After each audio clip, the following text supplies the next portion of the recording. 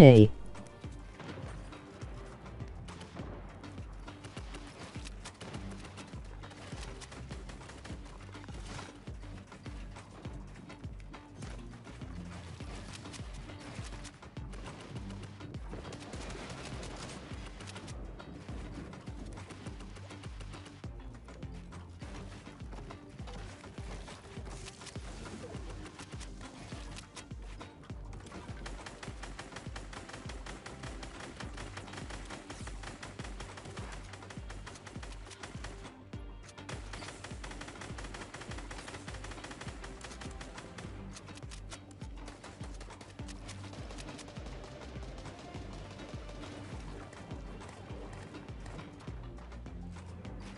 Hey.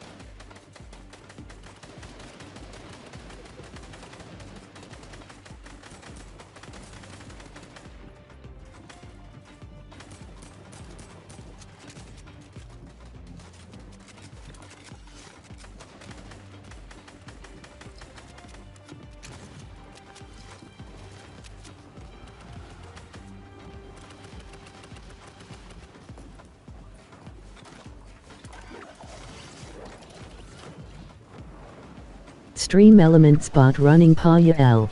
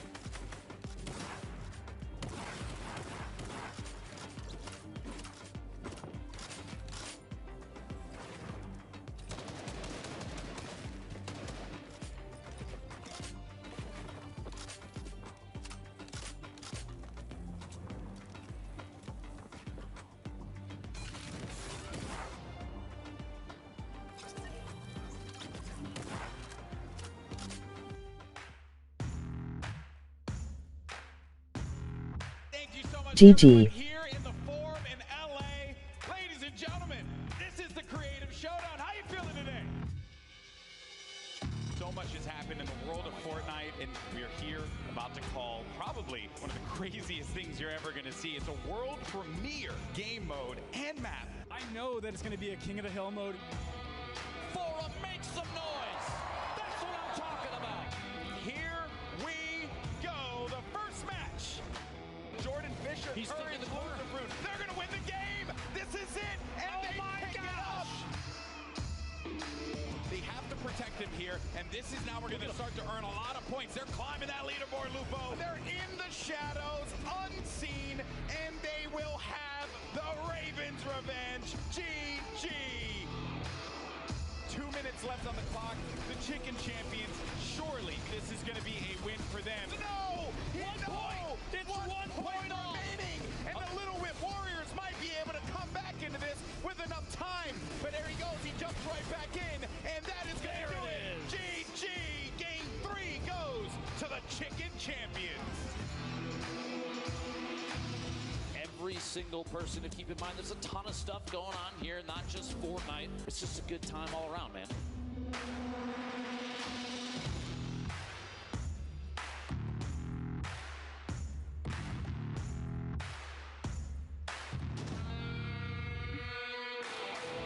Look at him, just dancing it out, sitting inside the control point, 6 minutes remaining, but it's not even gonna matter. That's a victory royale. Game 4 goes to the Fish Fan. Could it happen? Could the Llama Record Company be our first back-to-back champion? Or will it be the Fish Fam actually being back-to-back in this instance? He has it. You see the top middle of the D. He does it! He got it! Oh Last my! second! The victory royale! He's still in it. He's standing strong, and he wins out on the battle. 990, and he's continuing to gain. He's got to get to that wall, and that's going to do it. We want to know who won? We want to know who won? The Llama Record Company. Oh my gosh, congratulations! Give it up one more time for the Llama Record Company!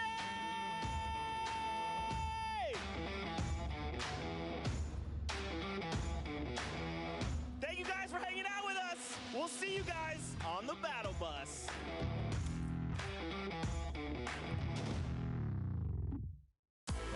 Heyo Fortnite fam, Sundown here, and today we're going to talk a little bit about the Flint-Knock pistol and its impact on competitive play.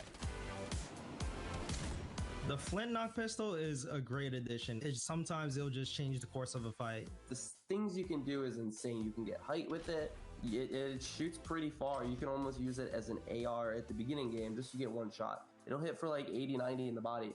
And this is looking really good for Horrify, but the Flint-Knock is going to get the high ground. Nikiva, such a smart player. The Flint-Knock is a common and uncommon weapon that uses heavy ammunition. It does 86 or 90 damage depending on rarity, and it has a 2 times headshot multiplier. This means that outside of a sniper rifle, it has the highest single shot damage potential in the game. However, the Flint-Knock only allows for 1 shot at a time, has pretty decent damage fall off, and also takes 3 seconds to reload.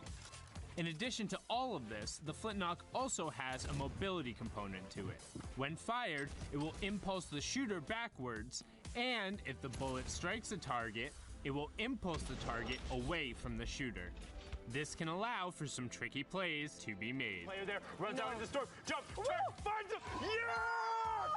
We've seen a decent amount of use out of the Flint-Knock during the Fortnite World Cup online open qualifiers. So let's hear from some of the qualified players to get their opinion on its addition to the game. If I'm low on HP and I have to choose one weapon, it will be this one. You can actually like kill someone from 200 HP to 0 without taking any shots. And it's also really good for competitive play because if you're high ground or if you want to get away from a situation, the Flint-Knock, when you use it, it knocks you some distance so you can get away or you can get high ground over someone. I think it just adds a lot of like different plays you can make with it. I think it's good. I personally really like the Flintlock. I think it's a really good weapon. I think it's a really strong weapon in the right hands. You need to know how to use it, and you need to base your whole game around it if you want to use it right. It's just the kind of weapon we need more. I definitely think it's one of the better things that have been added skill-wise.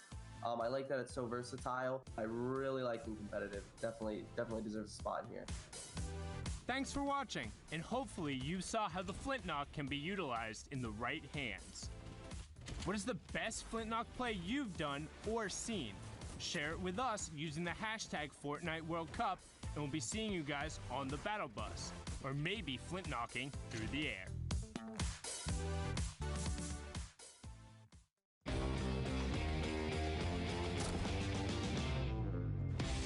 The final duo spot will come out of NA West, and who will be able to put their name in among the best of the best out of the West. A lot of momentum is going to be with WBG's Rux and Pika, who have now both qualified for solos, and Pika had another outstanding performance in Week 9. Finally, make sure to keep your eyes peeled on FlyQuest Edgy and Liquid Scented, as they both have been absurdly close in so many circumstances. They will be gunning for the final spot and a chance to be on that stage in New York City. Who will be the last best of the West and the final duo pairing to qualify for the Fortnite World Cup final? Let's find out.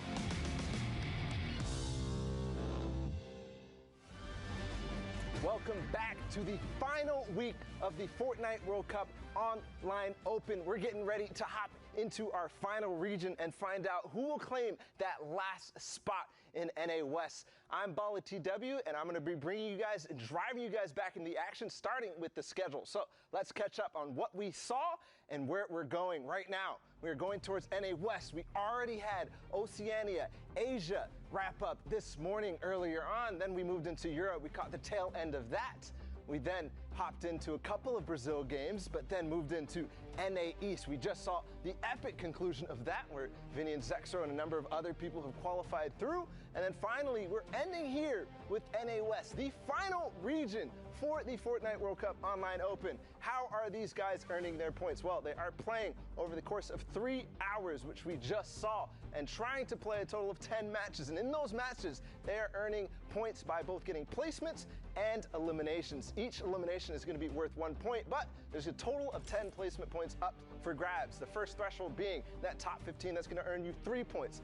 The next threshold is top 10 for a total of 5 points, and the next threshold is top 5 for a total of 7. And then, of course, the Victory Royale will earn you 3 more points for a total of 10.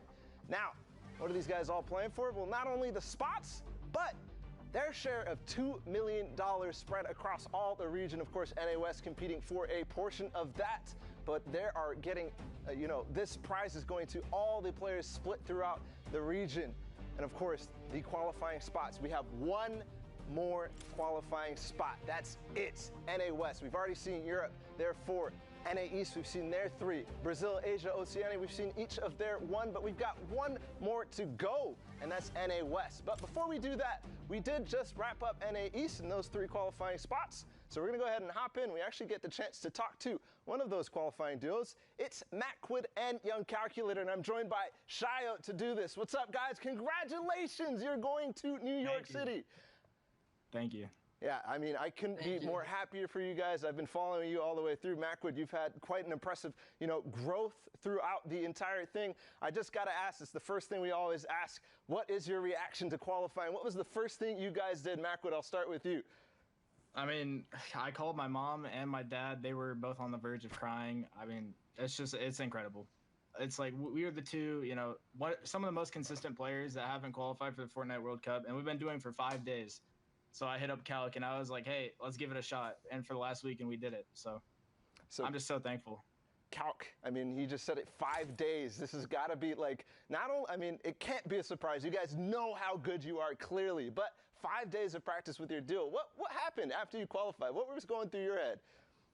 I was very excited, and my mom didn't believe me. I called her and she said I'm lying. So, well, there you on go. live stream too. All right, Calc, Mac, come on, we know each other. Like, are you hyped or are you hyped, man? Like, we were talking for weeks. There you go. Every week, back to back. I am hyped. We've gone through like highs and lows. You guys have qualled, not qualled, man. Like, in the moment, that last game, what's going through your mind? Like that very last game, boys, like seriously. I mean, we queued at the perfect time. We got a decent, pretty easy lobby. We queued on one of the hot drop games, and we got to Pleasant. We actually got it unlooted, and we decided that, hey, if we don't get kills here, we are not going to qualify, because we knew we were aiming for 90 points, and we got just 89, but we had those 4 wins. So I was like, in those end games, we were on high ground, and we were like, hey, man, we got to slay out. Like, we have to. Like, it's now or never. And then, I don't know. It's just, I wasn't really nervous, but, I mean, it was kind of going through my head. I was nervous at the beginning, but then as we kept going through, I stopped getting less and less nervous. Now, Calc, you've had, like, not a rocky relationship, but you've had a very unique relationship with that Fortnite community. Do you think that there's a new level of respect for that young Calc, you know, word out there on the streets? Like, how do you feel right now? Like, how ecstatic do you feel in terms of recognition? I am so excited. I am so happy. We don't need to boost his ego anymore. None of that. Well, gentlemen, I think it is deserved slightly, a little bit of boost of that ego, because you are going to New York, so we're going to see you there. But I do want to give you guys one more chance to, you know, shout anything out you want, and also your socials. Make sure you get those plugs in there. Calculator, we'll start with you. Follow young_calc on Twitter. That's it. Young_calc on Twitter. Macwood, what's up? My Twitch is COL Macwood, and then my Twitter is @COL_Macwood. Well, there you have it, guys. We will see you in New York, and as we always say, we'll have to grab a slice. But thank you so much, and congratulations. We'll see you there. We have NA West up on deck, guys. Thank you so much for that interview. But this is going to be the last spot up for Grabshy, and we're going to go ahead and take a sneak peek at the standings that are currently unfolding, because the action is underway. So here it is, and again, I mean, time and time again, it's always Arkham and Falconer on top, but then the rest of these guys are all fighting, because Arkham and Falconer have already qualified. And the rest of these guys as well, Landrock and Punisher, all of a sudden they're on West, but again, they've already qualified too. So the rest of these guys playing for that one spot. What I find really interesting is Epic Whale is actually doing with 40R Storm. Usually it's him and Sealmat, right? All there side by side. So everyone's switching up for week 10. It's going to be very, very interesting to see how things get down, break down. And I'm excited to get going. I mean, that's the kind of staple duos of NA West right now are well, splitting up at the same time. Epic Whale normally playing with Sealmat. Here at 40R Storm, they both actually qualified in solos. So this switch could be an opportunity to triple qualify. I mean, in week 8, they have been playing out of their mind. It's crazy. We saw Aiden and Sean qualify, but the rest of these guys as well, Kayun and Takata, had such an amazing run throughout the rest of the weeks. But I mean, I think we want to get in the action, because we just kicked up the dust. I want to see who's standing when all is said and done, when that dust is settled. So we are going to have Shayo joining the cast, and of course, Pookie on the other side. Guys, the stakes are set, and the floor is yours. Awesome. Stakes are set, Bala. We are about to hop in to our first set of NA West games. Shy, how you feeling today? I'm feeling pretty good, pretty hyped. It's been a fun time. I'm excited to see how the West Brawl goes down. Excited to cast with you as well. So we can get right to it. Games are ready. I'm excited to hop in. Let's jump on that battle bus. Let's go. Awesome. Now, hilariously enough, Shy and I were talking a little bit earlier in our little caster room that, you know, Zeke likes to just, you know, hog for himself, take up all the space on the couch. But we were talking, and we realized that we actually live within 10 minutes of each other. Yeah, it's pretty wild. It's a small world and a fun world as well. So, you know, content coming out on the Content is going to be created. We can tell you that much. But here we are taking a look at some content here coming out of Jacob and his partner, Dizzle. They are on the edge of shifty shafts here, holding very good high ground, using that advantage to rain down shots on their opponents. Absolutely. Look at their classic loadout as well. Looks like it's a nice heavy sniper Scar combat in there. Not many new items up in the mix. We've got the classic minis. Looks like they might have not found any chug splashes for them, as I think that's really strong. One thing to point out as well is 6 elims on Dizzle and then 4 on Jacob. That's 10 total at the moment, and we're just getting into that 5th zone closing. About 2 hours left on NA West. So it's going to be very exciting to see who qualifies with that one spot for this region. Yeah, and there we see Jacob taking a perfect shot with a heavy sniper there, taking out Sinnoh like it's nobody's business. Now, he he is going to have to be careful here. He is taking a little bit of time to peek, but it doesn't matter. He did pick up that elimination there. That's an international snipe, as Sinnoh's usually playing on those Asian servers, switching over to West just to get a better chance of popping off, as the region is a lot more aggressive and consistent at most times. Aim backup goes down. Could not find that hard drive to pick up the aim or game sense in that situation. A big bop coming in. Dizzle catching his builds open, going for that finish. Smart plays. Is it possible? White health getting hit on the storm line. Backup finally goes down. Dizzle picks up that elimination. And nobody punishing these guys right now, Shy. They're on ultimate high ground, just standing out in the open, just exposing themselves, raining down shots, and nobody is wanting to really punish them for these actions right now. You can see Dizzle taking a ton of time to peek. It is kind of a rough angle, but there are so many players across the river over there that would have the freest of shots on them right now, but it doesn't matter. Dizzle comes out with another heavy snipe. Dizzle and Jacob just going to town with these heavy snipe shots. Absolute marksman here. He hasn't actually missed, I don't think. The last 3 shots all intended to go exactly on target. That elimination getting picked up. He's not going to be in the air. 13 total elims for these guys across the board, and they find high ground to connect to as well, giving them the next best position for the next zone moving in. The 6th zone being one of those zones where if you have control and you retain control with a little bit of space, you can just run away with the whole game. And Dizzle recognizing that and playing that perfectly, trading just 10 health and utilizing his builds to reinforce the high ground there. Does get dropped down a little, but is going to still be an ultimate high ground. Jacob, his partner, is just below him, a few tiles down, but is using a shadow bomb to make sure he gets up beside Dizzle, make sure they are together. They do still have that rift to go, so staying together right now is key. Just like that, using the rift to go to get out of a sticky situation. You love to see it. Absolutely. One thing we do notice about West, which is kind of different from East, EU, OCE, and BR even, is that this current moment is a lot of people will stick to the storm and actually take damage to push for that elimination. As we all know, it's one spot. You can play your best, but sometimes you have to play above your best potential as well, which is what Dizzle's trying to do, hovering out, seeing if he can kind of expose any possible angles near the backside of the storm. Getting into someone's box. Dizzle really low, finally going down, taking out one of the meta boys. He's going to see if his duel can clutch it out now. Jacob, where are you at? Yeah, Jacob is absolutely on the other side right now. I don't even think he's going to have the opportunity to get Dizzle up. He does make his way over to him, but it is unfortunately going to be too late. Jacob is going to have to say, Dizzle, you're going to get left out in the storm, literally. Here we have Rizzo here, and Brogstar just taking out Bluey with the combat shotgun. We see this time and time again. These guns are so strong. The way that they are utilized by these players in both close combat as well as range when they are picking out kills from the sky. We have Brogstar here looking for more targets, using the edits, staying close to his partner, who's also raining down shots. Shy, there's so much going on, the chaos. It's insane. Brogstar has that classic loadout as well, a gray AR and a combat with shields. Pookie, what do you think the type of pressure these guys feel when this is all they have? No backup, no rifts. It's so difficult. You know, you have to be very aware of your surroundings. You need to know where every player around you is, because like we just see right here, if you have to waterfall down and get out, you need to know that there's nobody below you that's going to try and shoot you out or you know, possibly inflict any amounts of damage on you. But Fisco up at the top here, backup, his partner has actually been eliminated, so it is up to him. They have 3 eliminations, 20 points between the 2 of them. Fisco looking to make a couple of plays here, and he does. Ooh. On Rakori. Rakori goes down, is going to get taken out by the storm. Unfortunately, gets eliminated there. Fisco saying, you know what, I'm going to net myself one more, Pookie. You don't know what you're talking about. I had 2, now I have 3. One big thing about this game, too, is backup was actually Fisco's duo who got heavy sniped by Jacob and his partner, and now the roles are reversed. Now they have high ground, Pookie, which is insane. You can see the patience coming through, the use of mobility at the right times. Jacob nowhere to be seen anymore as Fisco runs away with the game. We now have a big action moment happening. Junkman Cutie gets Alec down. He gets cleaned up. Claps is coming up. He's still alive, actually. Finishes off on Alec. Claps gets bopped down by Boop. Big Boops coming out. Fisco still on high ground. It's a 1v1 now. Boop 8D versus Fisco. Fisco with the health advantage. Boop going to be looking to tarp low ground and protect himself as much as possible. Fisco does have that med kit as well to use. He does have advantage. Going to start popping it now to stay a little bit stealthy in zone. Boop now moving up, seeing if he can capitalize or kind of get over that.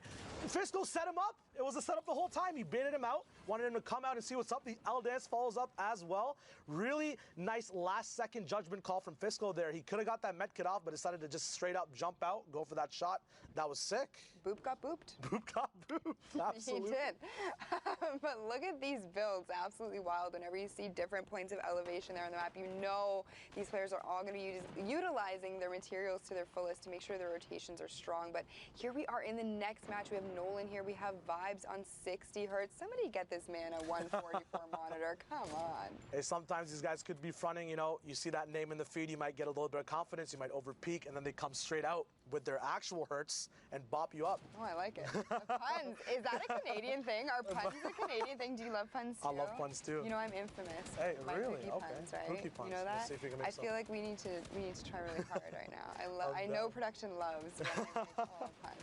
I love the puns. I love the puns. But these guys also love results. Still one spot left for all of them. Spraying on metal might not be too effective. He does have the stinks here. Pookie, how would you think Vibes should use these stinks going forward into this game? What's the drawbacks of using them before and then after, later and earlier? I mean, he knows that he has the down over there, but it doesn't matter. He ended up taking out Bucky anyway. The thing with stinks is you need to really be sure of when you're using them. You know, I know we've talked a little bit about this in the past, but the smaller the zone gets, the more effective they essentially become and the more damage they can inflict on your opponents, depending on where they are on the map. So if you're able to hold on to them and get eliminations in other ways, look at this. Going into this next zone, we have 39 players remaining. That's a lot of damage you can inflict with those stink bombs. So if you're able to really just utilize them closer to like the 7th, 8th, even 9th zone, you know, they're just going to be more and more powerful. Exactly. You talk about other ways as well. Johnny making sure that he has his own box and lair set up, and then him and his duo, kind of unorthodox. I haven't really seen it too much before. Fire 2 layers up and pick up both parts of the duo that they ended up eliminating. A lot of stuff available for them as well to switch over to combat. Upgrades, drum guns for the end of the game, because as you said, the zone closes up. These close range guns, that's what pops off over and over again. They have the option of smokes as well. There's a rift being able to be taken by Johnny as well. We'll see if he can capitalize on that in this box. So just making sure everything is taken up, everything's being tallied, turrets being dropped and traded. There is a rift going on now. As the zone just starts moving, there are 22 duels left alive, so placement is not up yet. You know, West is still pretty fat stacked. We'll see what these guys can get up to as the rift pops up. Yeah, and you can see what he did there. He actually popped the rift and then picked up the shadow bombs there. So making sure that he isn't leaving a spot open in his inventory, fully utilizing all of the mobility he has. But look at all of these players here up in the sky. I think I counted over 10 of them are up there, just, you know, soaring through the sunset. Yeah, another rift pops as well. Really good view on the sunset. Some people more sunnier than others. We'll see if they don't get lost in those clouds, as there are so many people landing. This is where, if you're in the middle of the pack, it's very, very hard to get your own definitive lair. So that's what everyone's going to be trying to do. These rings might also get in the way, these slipstream rings that are kind of disabled at the moment because, you know, a little bit of randomness happens here and there. It gets a little bit jumbled up. But now Johnny taking control of that high ground, pressuring an individual in zone. Legend now gets knocked down, his ranking going all the way down to novice or rookie. No more legend status for you there, my friend. Johnny now moving out 3 elims. Dade is still alive as well. They have this insurance with the smoke, so they can wait all the way up on height, be very, very generous with how much time they spend here, and then pop off when the moment seems just right. Yeah, and there's still 29 players alive, so this is probably one of the most populated lobbies we've seen all day. Johnny utilizing his traps, placing them down there, saying, you know what, this is my high ground.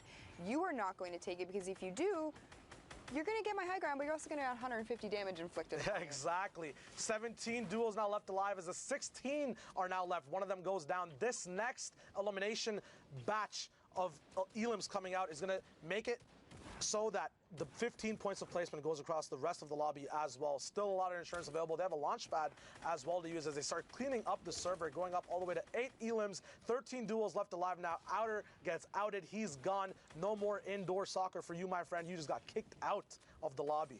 I think I met my match for a Pun Master.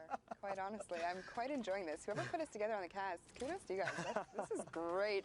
Here we have Johnny again, just utilizing his assault rifle there to just try and put as much pressure. He has the ammo for it, so why not? Why not try to get knocked just like that? Takes out Bot.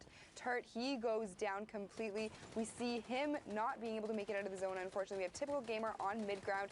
Look at these Bolt boys. They're still up top, just raining shots down, Shy. Yeah, we talk about knowing when to give up height, Pookie. These guys do not care at the moment. They have the advantage. They have the tools just in case it gets knocked down. It does not matter to them. They're going to try to exploit as much as they can, see if they can get any more angles on elimination. When do you think is the proper time to drop down from height, Pookie? I mean, it really depends. If you know where people are on the map, if you know how many people are on low ground, how many are mid, and if you have anybody above you, just recognizing, you know, if there's other players that are fighting it out, you know, just utilizing that split second. It's really a split second decision, so it's hard to say, you know, when the right time is, but I would say A, knowing where everybody is on the map, and B, recognizing if there are people in fights. And here we see Zen just get taken out by Typical Gamer, not playing very typical to me at all, showing us that, you know what, he belongs here, he belongs in these qualifiers. But we have Johnny and Dade up top, still just taking out Syllable. He falls down, Vibes goes down in mid-ground, and it looks to be now a 2v1v1, Shy. Absolutely. We look at these guys finally getting to drop down near the end of the 9th circle. Johnny looking for any shots while Dade plays up for insurance. Typical Gamer in a very sandwichy spot, but there is no yummy, scrumptious, delicious dessert for him today as he gets knocked. Sizer also going down at the very end. Johnny dropping down, doing all the work, while his duo Dade gets up there and gives him the info to play it out. I love that. I love when you see duos split like that. They recognized that it was going to be a 2v1. So what they did was, like you said, drop down. One plays the close quarter combat, applies pressure that way. The other one stays up top, raining down shots from above. You have two angles of pressure. And being that solo player, you know, your chances are not high that you're getting out of that alive. Not at all. It's always a rough spot. We're speaking about rough spots and looking at them. FaZe Jarvis here, who is at the moment no shields, less HP than 100. Anything can kind of take him out. Just a head dink by an AK or anything that kind of touches him or breezes him is going to put him in a very more shambles position. Although, you know, when you're in these positions, your back's against the wall, that's where you start making these big desperate plays that players don't expect. A lot of loot available for them now. Tilt getting back up his shields all the way up to 24. He has a little bit of leeway now as well to play in with the zone. They have minis as well that Tilt takes. Jarvis kind of being left there stranded, but, you know, he's a good player. I know he can get it out. He can easily go out there, get some more elims, get his health topped off as well. Yeah, it looks like Jarvis said, you know what, you take the minis. I'm just going to take this big shield here. Jarvis did pick up the RPG, but put it back down. So it's going to be interesting to see if they choose to pick that up. They may not have the ammunition for it, but in that position, Shy, do you pick up the RPG and just have it in your inventory, say over, for example, 2 bandages? Or do you just leave it and say, you know what, we're not going to see if we can pick up any more ammo. It's going to be a wasted slot. What do you do?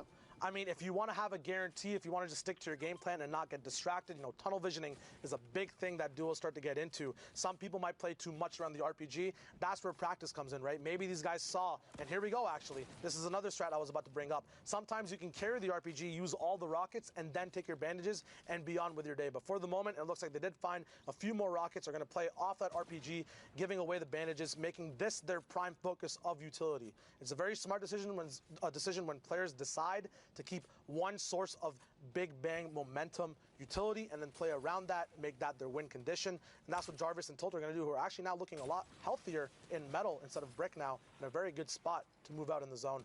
They're in an excellent position right now, but I really just have to point out here, we have 43 players alive, so the effectiveness of that RPG is going to be absolutely huge. When you have this many players in this small of a zone, it is chaotic, it is loud, shots are raining from everywhere, so utilizing this RPG and maybe, like you said, just dropping it later for other things might not be too bad of an idea when there are this many players vying for real estate on this map right now. Yeah, they don't call it the Wild Wild West for no reason, as a lot of people are going to be switching layers. A big flick coming up from Jarvis. Holy moly, as he gets a nice head dink off.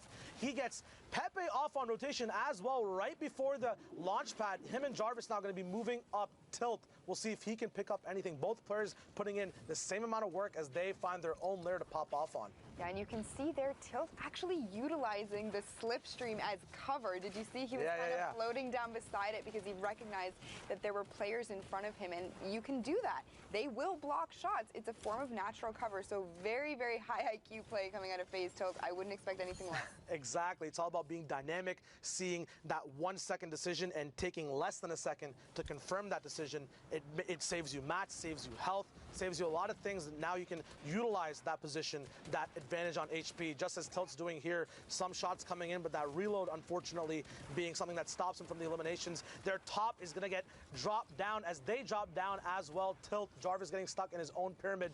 Shadow bombs coming out. Luckily, someone did edit a door as they both jump out, hopefully sticking together. One of the big things duos have is getting lost on these rotation solo items where there's one person in a ball, one person in a shadow. But by week 10, this is where people are kind of used to everything. They've practiced with it a lot, and they just pop off.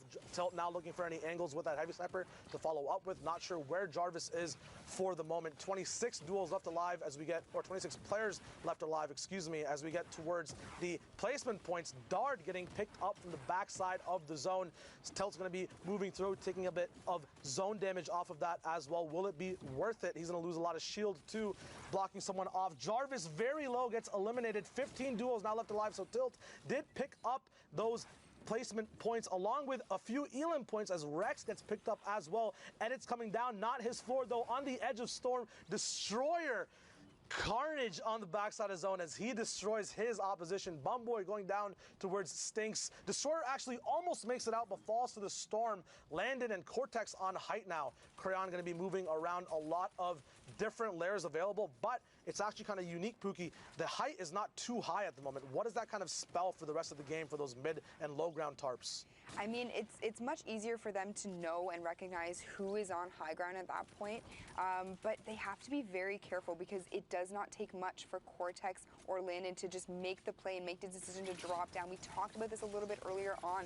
You know, these players on NA West, they are vying for one spot, so you're going to see these plays just like this where Cortex makes that split decision to just take out the box. That player does fall down. That was Flair. He is out of this game.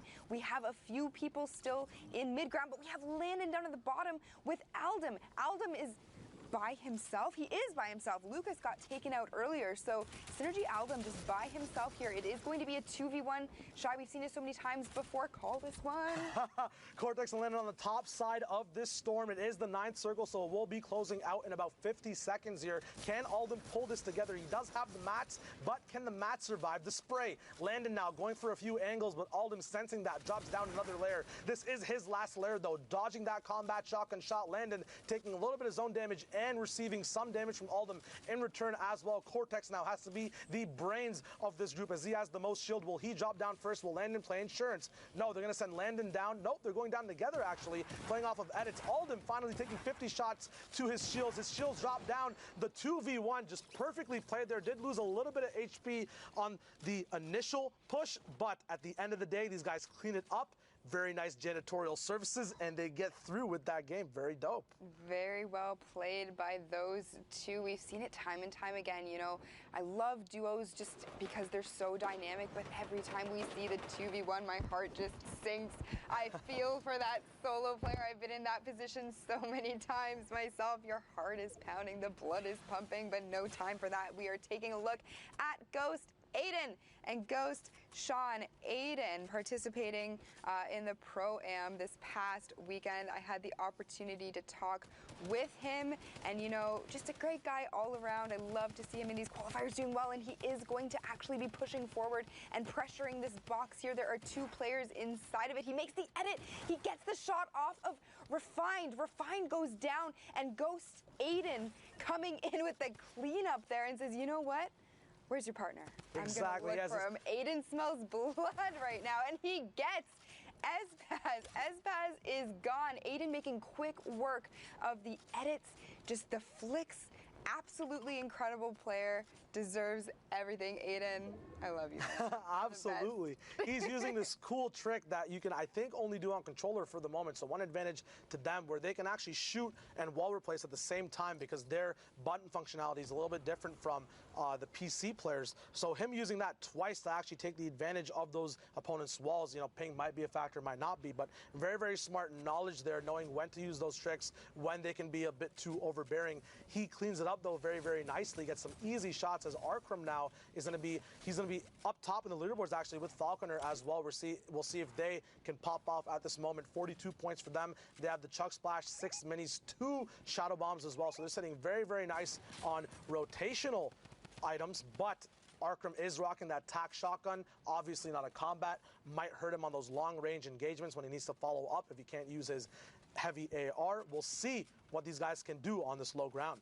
Yeah, and we've seen a lot of players opting for the combat shotgun over the tactical shotgun just because, like you said, for range it is a little bit better, but slight falling to Arkram there, just a few quick shots with his heavy AR, just taking him out there completely. Falconer kind of just hanging out back.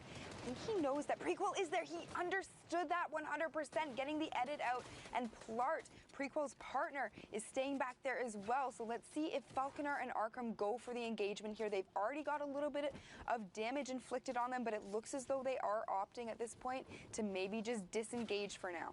Absolutely. They're also really, really good on mats on this low ground tarp as well, so they could tunnel in if they wanted to. They do have rotation as well. Aiden and Sean are going to be controlling that mid to high ground section. Sean now busting out 30 HP taken from Storm. Will it be worth it? Will his position rule at the end of the day? We'll see him trying to fight for height. Pyramids up, going to stick with the mid ground there. A person in his box as Sean goes down to Valafen. Valafen going to be finishing up that elimination. Aiden now looking out, going to be playing this game solo. As you said, it's so hard, but they've done work in the lobby already, Pookie. 8 eliminations available or taken from them from the server. Punisher also in this game as well, so a lot of high ranked on the leaderboards individuals. We'll see how it all pans out. Aiden now on his last smoke on the 6th Storm. Now he's gonna have to use his brains, his understanding of when to pressure, his knowledge on how people are rotating on the map. Right now looking for a horizontal peak, a lot of shield damage coming out.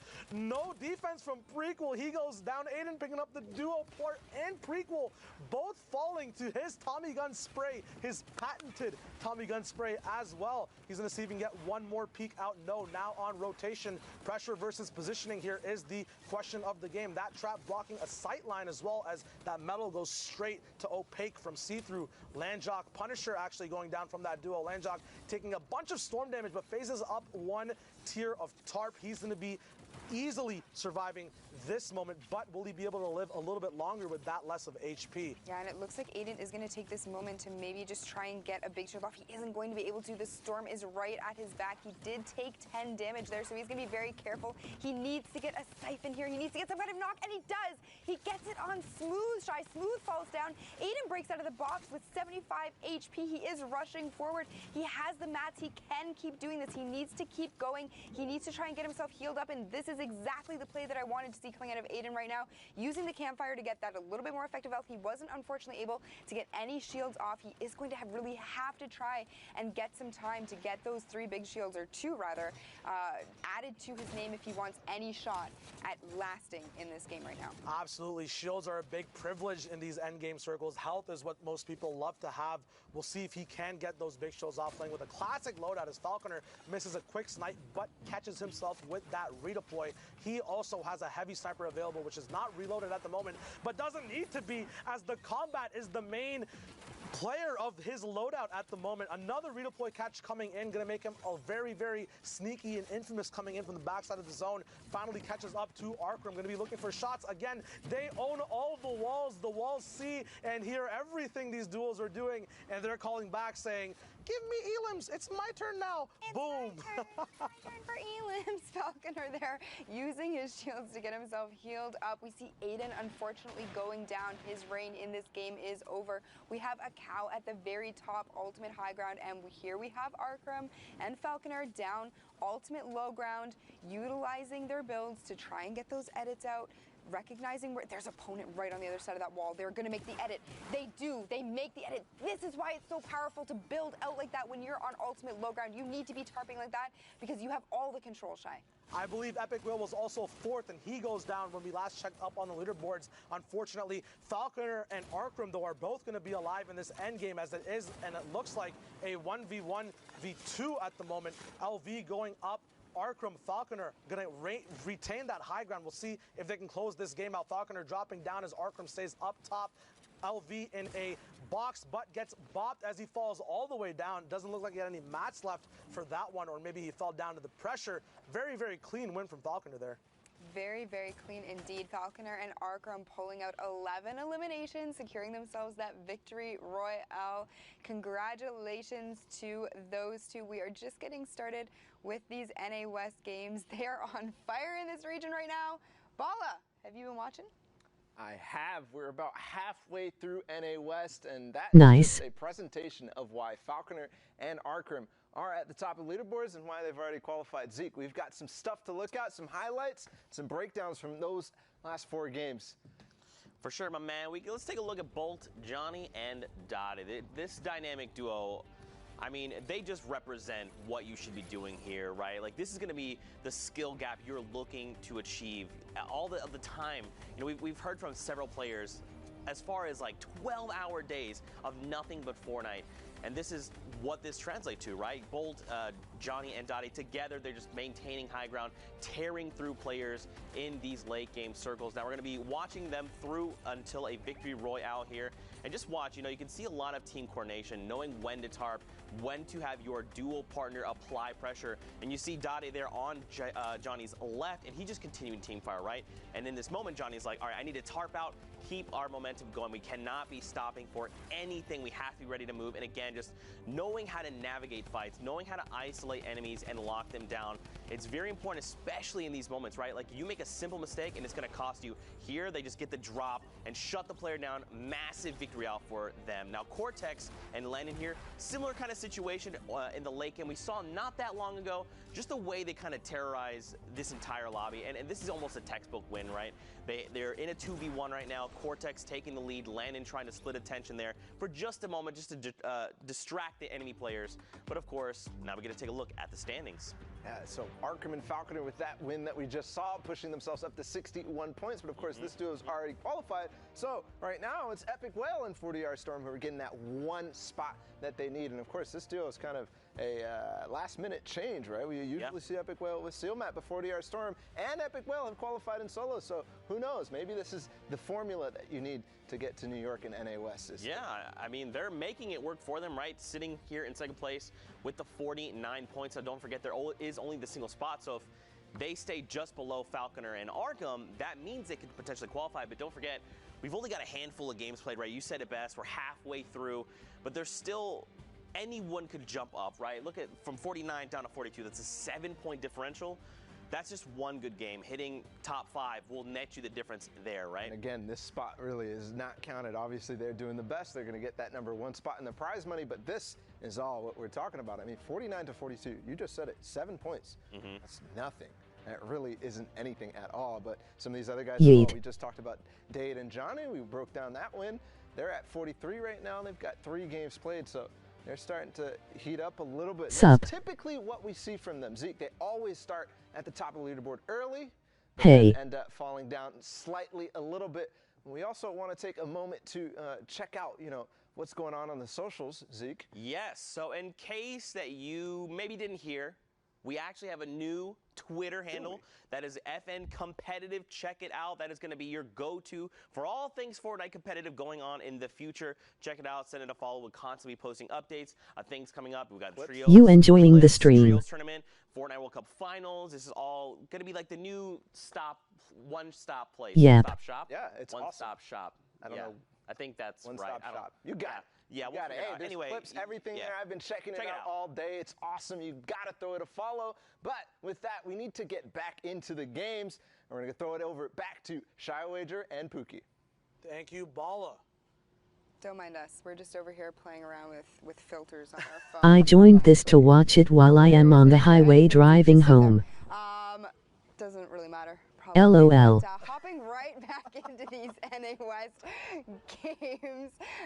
We're looking up for Corey right now and his duo partner, Brogstar. We saw them play a little bit earlier. These guys look like they have a ton of synergy, but, you know, I suppose you're going to get that when you are playing together for 12 hours a day. And just a little bit of a side note here, I just got word that Bracori was actually a golden ticket winner. He did play in the Creative Showdown at on the games this weekend. He was on the Little Whip team, so kudos to him for, you know, showing up and saying, you know what, I can play more than just creative games. I've got this competitive. I hope you enjoy the stream and subscribe if you feel like it matters. But I might not be able to stay cues. My bros kid might watch something on my phone. I did sub. Engagement out. He has been grinding for a long time, though. A little bit of name changes going out here and there as well, but, you know, always staying OG to that broccoli start from the get-go. He's going to be kind of having some trouble on mid-ground here, so we'll see if he can actually own up and get height. He is going to be solo duo now. Jaeyoung going up for a quick Elam, getting blocked, but his duo... Also, can you add me on Fortnite? Thank you for the sub. I will sub back to you. Next elimination as well, saving Sure. time from that engagement. That's a big thing, especially when you're fighting on these big mid and high ground layers. The more time you take, the more your fight expands, the more you get into risky positions, the more you can get into trouble. So Jaeyoung and his duo just playing that timing perfectly, and now have a nice perch to set up on Pookie. We'll see if they can find any angles when they're looking out. My name is my name. Just to your point, Shai, actually, now that you mention it, you know, ever since the introduction of the combat shotgun and the pump being vaulted, you know, I feel like engagements are lasting a little bit longer. Same and okay. The one-shot pump shotgun to the face anymore and ending engagements really just like that. So, you know, an excellent point to bring up there, and just really recognizing that, you know, engagement time does matter, especially when you get into these late zones and having to rotate into the next. Trying to get your opponents taken out as quickly and as efficiently as possible is key. Yeah, I can feel that combat nerf there. Once the highlights are done with Ilad. Total collective of 15 damage, usually hitting for a lot more. Maximo might be frustrated at that, but he does have a lot of max and 3 elims going on to this stick circle rotation. We'll see if he can grab height as he 90s up, blocking off the competition. Very smart placements of floors as he moves up as well from tier to tier of height. He's going to start focusing down on the backside of Storm. That's instinct to a lot of good players at this moment now. 10 weeks of practice, you know exactly where to look when you're done rotating. Maximo now going up for that big call to take out this whole mid-ground layer. Can they find shots on this newly builded brick now? We'll see if he can get into a better vantage point. Psych looks like he might have died to the Storm, or got eliminated to the Storm when these guys were moving in. He got a little bit of a damage tag on him there. Maximo doing a really good job of keeping a track and eye on everyone in the Storm circle or in the zone at the moment. Yeah, and Jaeyoung actually doing a really great job of tarping beside Maximo, making sure that where they're walking right now, because they are an ultimate high, is completely reinforced and they don't need to worry about Be right back. Maximo having a little bit of trouble here getting out of this storm. Does take 2 ticks of storm damage, but does recover nicely. Hits for 15. There isn't going to get a knock or an elimination, but it doesn't matter because Jaeyoung and Maximo are on maximum height. But look at Howl going up there in the baller, just maybe making a play for high ground, but maybe trying to pose a little bit of a distraction against these two. Unfortunately, Howl does have to be careful because those ballers don't have as much health as they used to. Jaeyoung raining down shots at this point. They aren't really going to be getting anything right now. They need to do something at this point. There are still 16 players alive. They only have 5 eliminations between the two of them, which is great, but there is only 1 spot, Shy, so every point matters. These guys need to be fragging right now. Absolutely, and pop-off games are always a thing as well, so you got to be playing the best you can on each game, and the best is good for Maximo as he gets a nice 3-tap off in the air, getting that elimination. A quick wall replace edit with pressure, a rift available, but he decides not to actually take the rift as well, holding height for his duo to come back down and then possibly looking back up for the beam. Just high IQ plays here as white damage is on his enemies. Devi goes down, 60 hertz not being enough to let him see the right play. Jaeyoung moving around, 7 elims for this duo together. Still more people rifted up in the air. A gift from Devi there, that rift that just allowed these guys to get that high tier, once again taking out all those high ground mid tarps. Gibby and Temple now on that high mid tarp as well, moving in. Pookie, they've got so much healing. And By the way, no space in the 6-4. Segment out using this stuff near the end of the game. Well, at this point, what I would be doing, they're doing it perfectly. They should be popping Okay. using the Chug Splash there to get themselves each up as high as they possibly can. Each one of those are healing for 20 HP, and it does have that area of effect. So using that as soon as you can is going to be great. But I like to see that they are able to actually take out a player as well. So Jaeyoung does take a little bit of damage, but he is going to get the 50 siphon off of that. It will bring him back up to 200 HP. Maximo and Jaeyoung looking very strong right now, taking out another player, absolutely just bodying these players. Is it alright if I add you now? Maximo, he's playing at the maximum potential at the moment from this high ground. Nevelak at the bottom with Pash. Looks like it's going to be a classic 2v2, but Jaeyoung has that momentum at the moment. Pash going to be looking for some shots, not being able to connect too much at the moment. Nevelak getting knocked down. Pash in a 1v1 now. Jaeyoung going for the finish. Both players actually going for the finishes for their respective HP. He's taking a lot of shield damage. Let's look at MHM, I have my hotspot on so I can play with you. Backup rift. Is it the right decision? We'll find out in just a moment. Any tree to land on. Anything. Jaeyoung taking a lot of shots. Does he have a landing?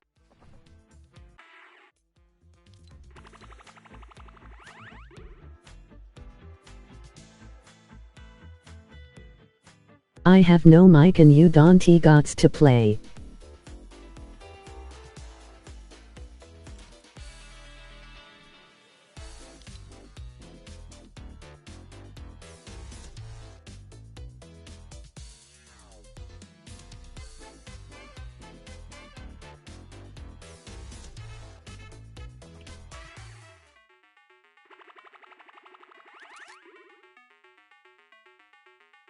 INAT.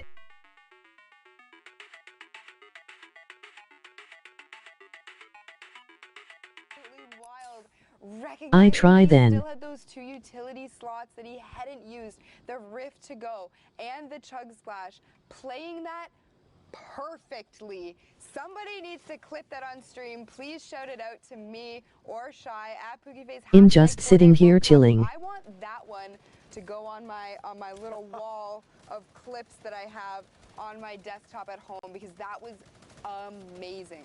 Yeah, not only using that rift to relocate, but then popping off those Chug Splashes Okay. as well. Isolated. Talking about isolated now, Vibes finding someone on the low ground as well. Once again, utilizing these vertical positionings that happen. A trap coming down, looks like it takes out the ball that Kickback had, or the ball that was in their turtle at the moment. More focus coming down to the same place they got an elimination earlier. This is smart, as they know someone is going to be going for that loot. They can use it kind of as a set trap or bait for people to come in and see. Slipstream's still up and alive right now. You think anyone can catch them as they're moving around. Rexy's actually taking a little bit of damage going through. Yeah, and there's so much building here. You know, if you do want to utilize the slipstream, you could possibly do it and land on top of any one of these players' builds, but really nobody in there right now. We're taking a look at Iota, and we have Vectical here as well, looking very, very good. And like, they do have that new proximity grenade launcher there. How are you feeling about that item so far in the game? So the Proxim launcher is My game loading now. because it does pack such a wallet, but at the same time takes an essential slot that everyone already has, you know, determined for their playstyle and Okay. their, you know, building their rotations. So at the moment, although it is a very strong item, it's very situational, and you do have to give up, you know, say smokes, a heavy sniper, stuff that's been true and tested. It still is a very new item, in my opinion. Duos have been using it to turn tides, but at the same time, you know, which duos are we not seeing, because they do get eliminated at some point in the game. Just like right now, you see Iota going up with Vectical at the moment. 2 shadows and a Proxim launcher still available at the moment. Will they get the wall replaced? A stink. No, Chug Splash is coming down as his duo holds. This is a very dynamic fight. An edit coming through. Angel coming up with the pop, but does finally It go sent, down I as he just gets did not picked show off. you Spire send goes it. down as well. Now Iota has to move out by himself. Unfortunately, his duo does go down in that engagement, but they do pick up those 2 Elam points. So will that be worth it going forward? Would it be better for both of them to stay alive for placement, or would it be better for those Elam points to come through and then the possibility of the solo? You can type in commands and Night will tell you, by the way. From him, there's still so Odd. many players left in this lobby. I think at this point he is in mid ground, so if he can lay low for a little while, hope that these other players kind of take each other out, eliminate each other, he can kind of sneak in under the radar if he does opt to go for a placement. replacement points. That would probably be his best play, but here we are looking at Dade again. Johnny is still alive as well. Commands. 46 points so far. Zunter64, you can find a list of all commands here URL. Zunter64, the bot commands for this channel are available at URL. Oh. We saw it last game. They're so good at just looking down, just like K. Morton getting popped. Dade just looking left and right. 23.76 ping won't be enough for that individual to stay alive. Favs now fighting for height, decides to slow down. Him and his duo actually look like they're up there. No, that is a fight happening. A lot of rifters now coming down left and right. Golden up top. We'll see if he can stay shiny while he looks at everyone else down in the server. A lot of people still rifting. Looks like the Bolt boys are up top as well. Not sure where Johnny is. He's right below Dade actually. A lot of hard mats now being used. It's going to be very hard for people to just pickaxe in the boxes. It's going to take a little bit more time. Once again, now they're going to be choosing to stay on mid ground, not fighting for height just yet. They do have a lot of mats, so maybe they're waiting for the rest of the lobby to use all their mats in these fights, then take it. 90's coming in now. We'll see if Dade can go up top. Johnny already up there. He's going to be adjusting his path left and right. Not only does this give him the movement option, but the angles for the shots as well. As he's going to be My epically dose default dance. finally catching up on the backside. A big 130 shot going down on Golden, all the way getting You want mod. bronze now. Unfortunate for him. Shots getting up, down, or from up, getting shot from up, Yee. down, low now. This is where these guys have that insane accuracy. What do you make of this huge build? Well, look at what happened. So Johnny was completely separated from Dade in that position. He was at I was 50 thinking of HP. asking. Dade absolutely just cranking the 90s, working his way up the side Thanks. of that mountain to get up to Johnny, ends up taking out players on his way and then utilizing those chug splashes to heal his partner up. That is the duo partner you want. Absolutely. You want someone that can Asking support what? you, but also attack. You know, protect, attack. Protect, attack, gives health back. You know? For mod. That was sick. I'm not gonna lie. That was really good. 200 mats left now. As more elims come up top, it's just And to make guys. party Another open. day in the park, another walk on the beach. It's just easy. Oh, coming. okay. Shots getting shot up from the bottom side now, but since they are on brick, it's going to be nice and supported. Oh, Geo, oh no, taking a lot of storm damage coming in from a launch pad. Sometimes you do have to dip in the storm to make sure you don't take any shots. He finally goes down. Now it looks like it's a 2v2v1 as Prolo and Pear are looking up and down. Very dynamic, looking for all the elims. Fruity finally goes down as Prolo challenges height, kind of buying Pear time to see if he can see anything from the down low, kind of baiting Johnny and Dade up. Prolo and Pear now are going to be looking side by side, not staying in the same box. You might have to send me a friend request. Duos at the same time. They do look a little bit stressed on mats, though. If this shot keeps happening from up top, the pressure does not stop. I have you added. Actually, Johnny and Dade confirmed so many elims and then got the fruitions from them. The mats. Vroom. We'll see if that will. Vroom vroom to subscribe button. Okay. They're both in storm. Polo goes down. Dade up top has to stay on a campfire. Pear, if he gets this elim, can get the siphon, but it doesn't go through. The Bolt boys back to back popping off. Just easy comings, easy games. I said they had to pop off. Yeah. And they did. I mean, Nice. I don't want to say it was because of me, but it was probably actually not because, well, it was kind of. Is that chug jug splash? It was because of me and possibly also their skill and mechanical plays in the game, but you know. Here we are hopping into the next game. I don't really even know what I'm saying today. I think I have the Z curse or something like that. I'm saying random things and just kind of going with it. But here we have, is it Bo QT? Yeah, it looks like it's Bo QT and Cold Bo QT and Cold QT.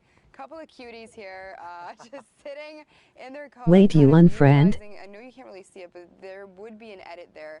They use that to visualize everything. So if you're sitting in cone, you can edit it out and No kind of why. peek through it just a little I will bit. add back. They are holding it on there, the edit, just to make quick work if they are. Oh, never mind They see then. an opportunity to take people out, and you can see people actually rifting through the sky. He does take that opportunity to take out Razzie.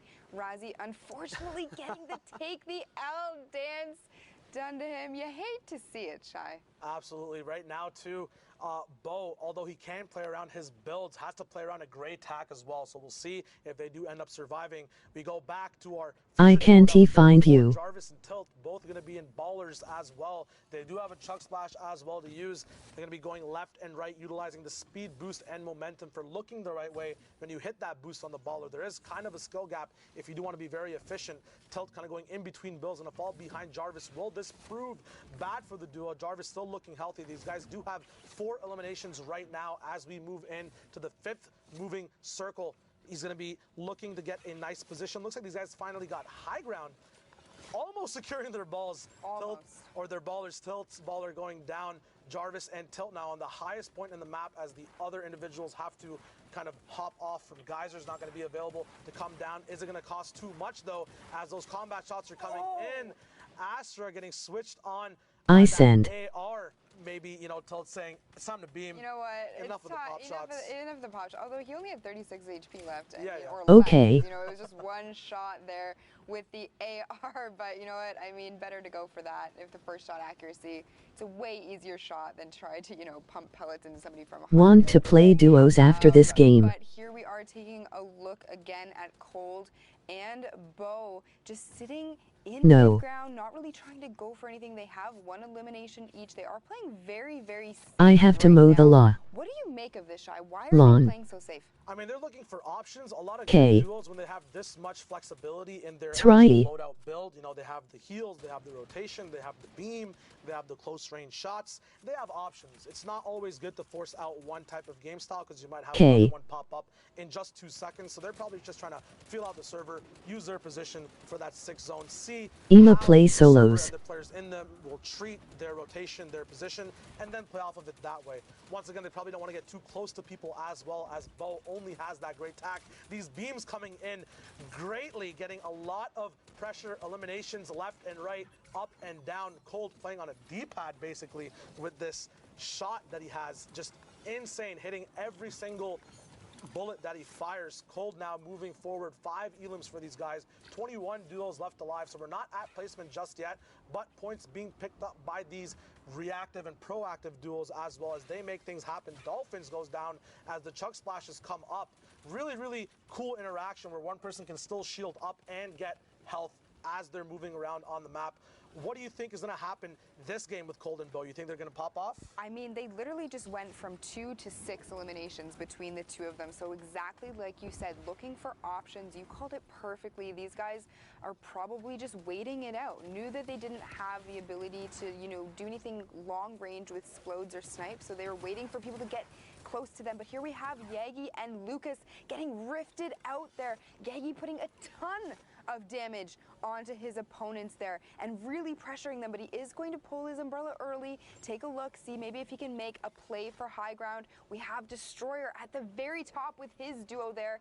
25 players remaining, 17 duos left. We're about to hit top 15, and Yagi said, you know what, I can't actually take high ground. I'm just going to go down here. You know what, play it a little bit safer.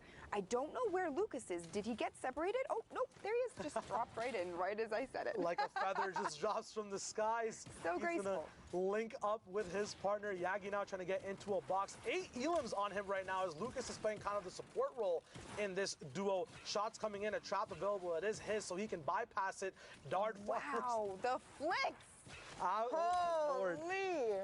They're just popping off right now. I haven't seen anyone on West right now miss too many shots, and every shot matters in Week 10, especially when there's only one spot. These guys have 50 points as well, so they could be in the running when we get those leaderboard updates. A lot of mats available as well. You talk about mat management. Lucas with 1,000 mats available to him as he moves up.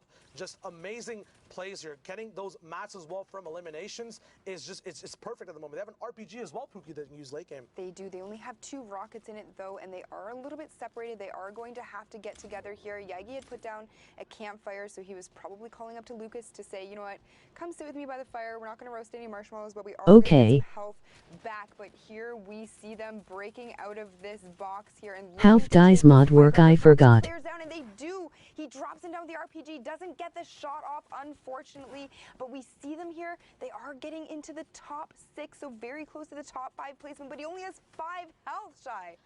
It's insane right now how he's alive. His options are so limited. He has to go for these raw RPG shots. Sensei Tacos goes down. It's Taco Tuesday on a Friday right now. Lucas getting up to 100 elims. That was 2 for the cost of 1 rocket onto the low ground. A shadow bomb being very sneaky. Kenny Hot saw dose. that shots off though, waiting for his moment. Gets that finish. How? Won't be able to give him the health he needs. No rockets available just yet. He has to barge through with his spam. Sees the launch pad. Hits a tree. You can ban people and mute people that cuss in this Kristen Minecraft server. Lets him be sneaky to come back into the safe circle. Cold finally going down. The Bo QT and Cold QT Wombo combo is still alive actually with Bo on high ground. Lucas K-Laugh. HP. Bo with a lot, actually 3 mats left, has a great tack still all the way till the end of the game. Has minis, but they won't be of much use now. These guys are going to have to take this 50-50 if possible. Bo does not know how much HP his part or his opponent has. It is kind of turning up. I added ads. Angle. Bo coming down with a better angle though. Doesn't mind the hill blocking off his opponent there. He's just going to drop down, hit him with that Congo dance. Get in line, my friend. This is my game. I'm looking good doing it. The QT combo comes in from start to finish. Yeah, they were definitely looking cute. All I need to get 4000 watch hours. How it is done, but here we are getting into another match. We are over by Salty Springs this time. And Old Man Mountain as well, as Sundown always says. 1 hour left on West, and in this moment too, if this zone bounces back the wrong way, it could spell disaster for all these low ground. What light get ads on this live stream? Trying on this West server for that one spot, the last chance for the Fortnite World Cup. The zone does look like it's moving into Salty as far boot. You can put that on YouTube if you want. That's going to be a big bop. Booted back to the lobby 100%. Now, you saw there how they utilized just breaking the pyramid there, utilizing the heavy... No ads until 4000 watch hours. So well coordinated, so well played. Sceptile just using the launch pad here to rotate over.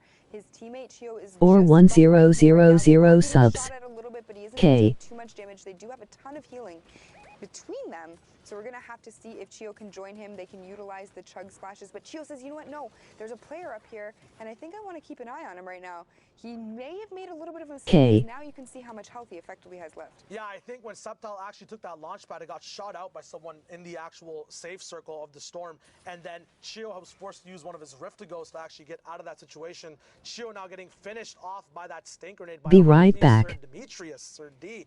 It's going to be amazing to see how he can come back. Maybe he can K. also fall. It's always up to, 1 hour left. You're in charge, Temp. Games. It's always easy, or not really that easy, to have that confidence, to pop off, to get those spots in. A care package actually K. right now for any duo that's risky enough to go get it.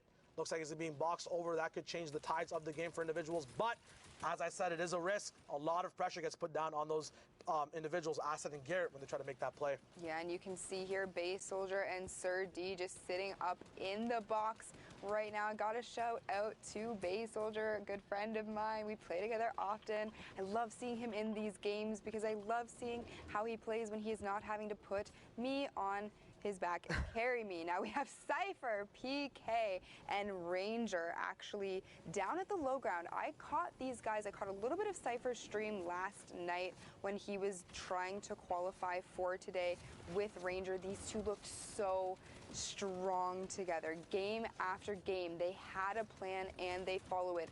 I don't think they really deviate much from the plan unless they're absolutely forced to. And going into these games shy, and not only just knowing that you have a plan, but also not deviating from it, even though you really want to. Ranger just gets the knock on SJ. SJ goes down.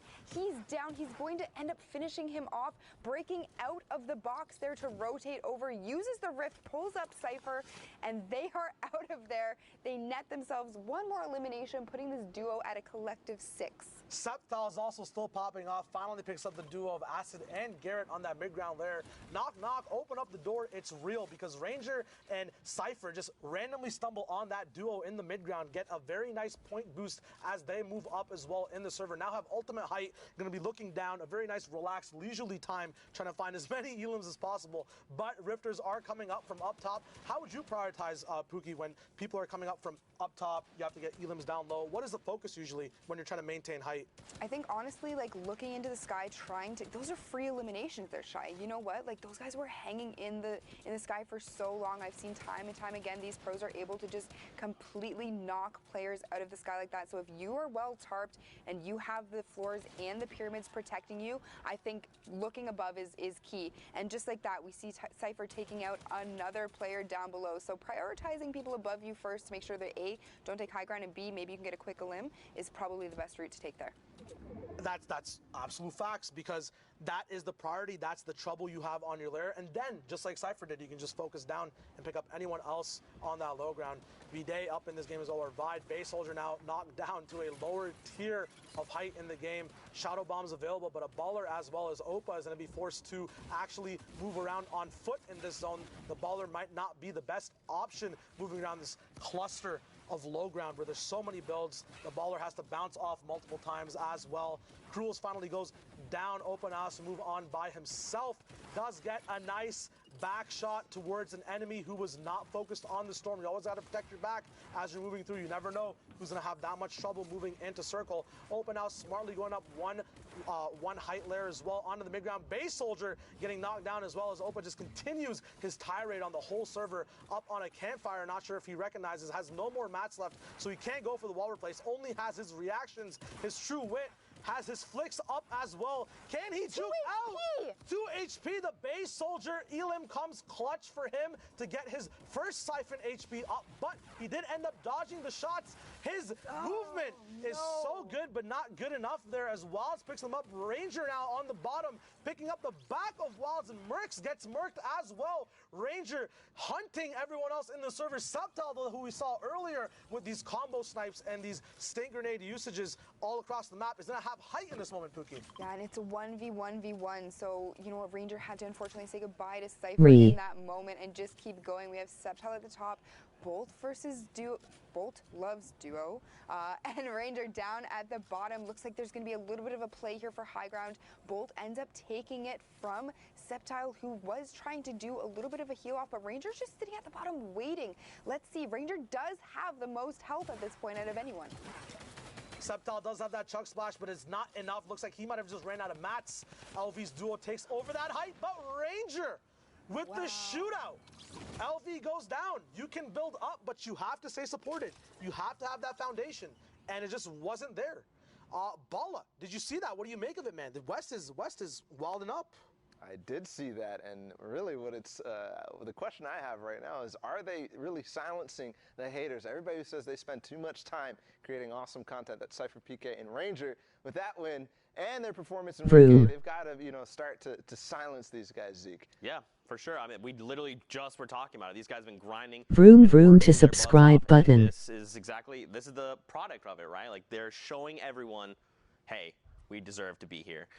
You know, though, I have pulled some fun little clips if you want to take a look. Did you? What a surprise. Yeah, I know. It's crazy, right? Let's hop right into some of the action, starting things off with Maximo.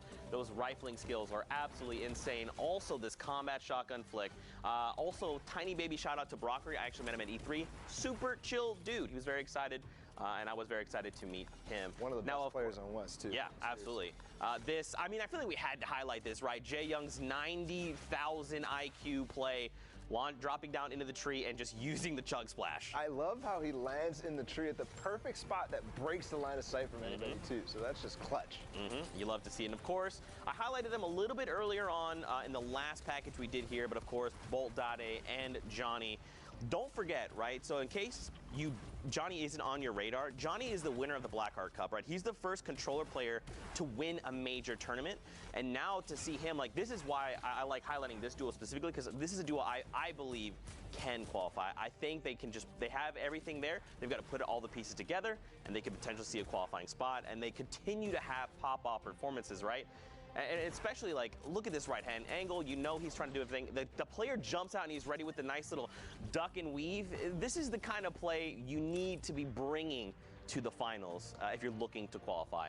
And they are reaping the benefits of excellent play because they're in second place right now, right under Arkham and Falconer, but they've already qualified. So this is the spot right now that you want to be in, and we saw last time we took a look at Standing Zeke. The spread was only 7 points. Now, the Bolt duo right here are starting to thin that, to extend that lead a little bit more. Yeah, and this is why I kind of want to highlight him, right? These guys are slayers. Do not sleep on them. Now, keep in mind, they also have the 5 games played as opposed to someone like Punisher and Landjock that have the 6. You've got this duo here that has 6, even 7. You know, they've built themselves a hefty lead here. 8 points, it sounds like not that much, but it kind of is. 8 points is a really great game, right? So these guys could catch up, but we'll see. Looking at Jae Young, that clutch is what puts him here in third place splash, right man. here. Ooh, what a clutch play. That could, depending on how his next game goes, I'm not sure where he ended up after that or if this is new information, but he could push himself up into that second place right now is what it's looking like, because Alconer and Falconer are leading the pack. But regardless, before we finish up, we've got about an hour left here on NA West. We're going to go ahead and take a break, refresh ourselves, and then come right back to watch the epic conclusion of NA West. We've only got 1 spot left. Don't go anywhere. Let's slide out to the lobby. Let's slide out to the lobby. Let's slide out to the lobby to get your squad some nums. Burgers from dirt to munch. Tacos royale with crunch. Red juices, a tasty treat for Lil Whip, Peely, and Pizza Pete. Let's slide out to the lobby to get your squad some nums. Let's slide out to the lobby to get your squad some nums. What's up, Fortnite fam? Sundown here, and today we're going to talk about the Tactical Assault Rifle and its addition to competitive play. The Tactical Assault Rifle is probably one of the best additions to the game. It's a long-range weapon where you could save AR ammo if you have a drum gun. Small bullet, you can find everywhere, so it's a good weapon. The Tactical AR is an uncommon, epic, and legendary weapon that utilizes light ammunition and has a high rate of fire. It does 22, 23, or 24 damage depending on rarity, has a pretty fast first shot accuracy timer, and a dope reloading animation. I mean, come on. Just look at it. We've seen a lot of competitive players opt into using the Tactical Assault Rifle over the course of the Fortnite World Cup online open qualifiers. So let's hear from some of the players who qualified for the finals and get their thoughts on the TAC AR's addition to the game. It's really good. Like really, really good. Once you get to endgame scenarios like 5th zone and beyond, it absolutely beams. It's very, very viable in meta right now. Everybody's been using it. I like it because you could actually sneak up on someone. It has this low sound, so it's hard to hear. It has its viability due to its first shot accuracy that can make it really strong, and the fall off damage isn't as strong as it was for the silent SMG, which got vaulted. I reckon the gun's awesome for endgame because if you've got height, that gun can really get a lot of eliminations because it's like a laser, and people endgame tend to have less HP than they would towards the early and mid game. So I think it's really strong in situations. Thanks for watching. What are your thoughts on the Tactical Assault Rifle, and when do you like to use it? Send us your opinions using the hashtag Fortnite World Cup, and I'll see you on the battle bus, or maybe on the high ground with a TAC AR. You back?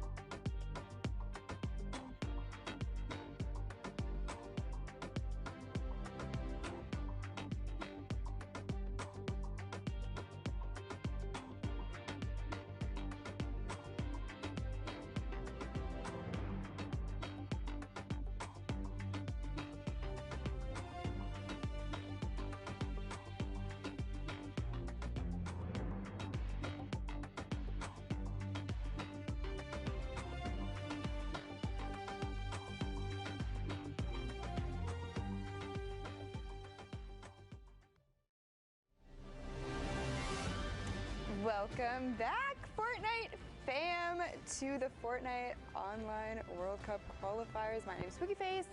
I'm joined with an incredible cast today, but you know what? Shoutouts to Shy for being here and bringing his best pun game. I know I'm impressed, but you know who I'm even more impressed by?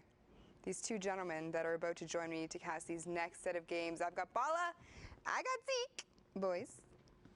Apparently, Pookie Face is very easily impressed because I have impressed her. I thought you were really about to go into Robot Zeke right there. Because no, it I was very Serious terrified. Friday, and this is the final duo qualifier week, Bala. It is.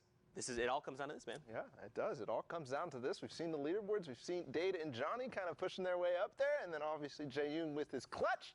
But I want to see more of that. I want to see more clutches. So let's hop into the games. Zeke, it's time. We got an hour left about in NAOSQs. It's coming down to the wire. Man, you know, if you know me, I'm getting stressed because I feel for all these players. I understand what they're going for, and I just want them all to be happy. So I stress out. You know, so I'm going to try and keep myself calm, cool, and collected.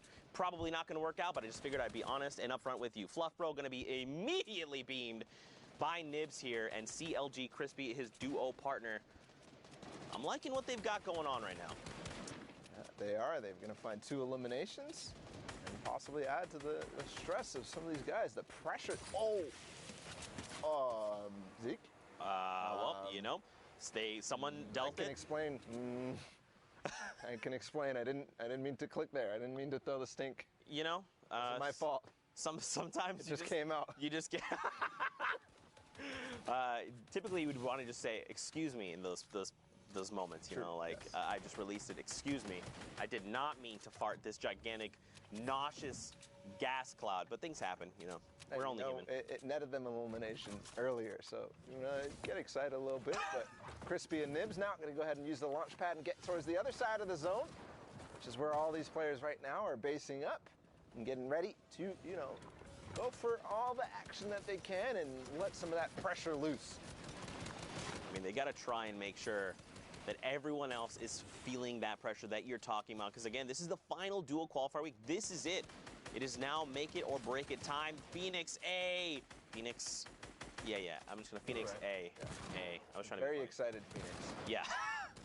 Gets down there, and now look, Howdy, hello, and Doom Soggies are going to try and pick up that elimination. There you go. So where is his dual partner?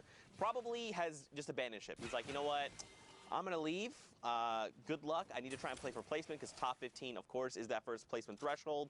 And that's probably, he's probably looking to slow things down, right? Let me just make it there first. Maybe I'll get a cheeky elim here or there. But that's probably what's going to be happening. And knowing that, and knowing the position that he was in, kind of stuck on low ground, not really any space to edit away or even move your teammate away from where they possibly will be going for it. He's going to get stuck there and left. Now, Primo, looking for shots with that combat shotgun, but of course we know the effectiveness of that reduced a little bit, but we're not seeing too much of players, you know, deciding, hey, it's not that strong anymore on high ground. Oh, I was just talking to you about this, Zeke. That's Johnny right there, and we just said he was in that second place. Has the chances to go up there. I think his duo partner, Dade, is still up. Yes. Yep. Just pointed him out to me in the bottom right of the screen. We're getting close to that top 15. So just like you said earlier, Dade, you've got to survive here.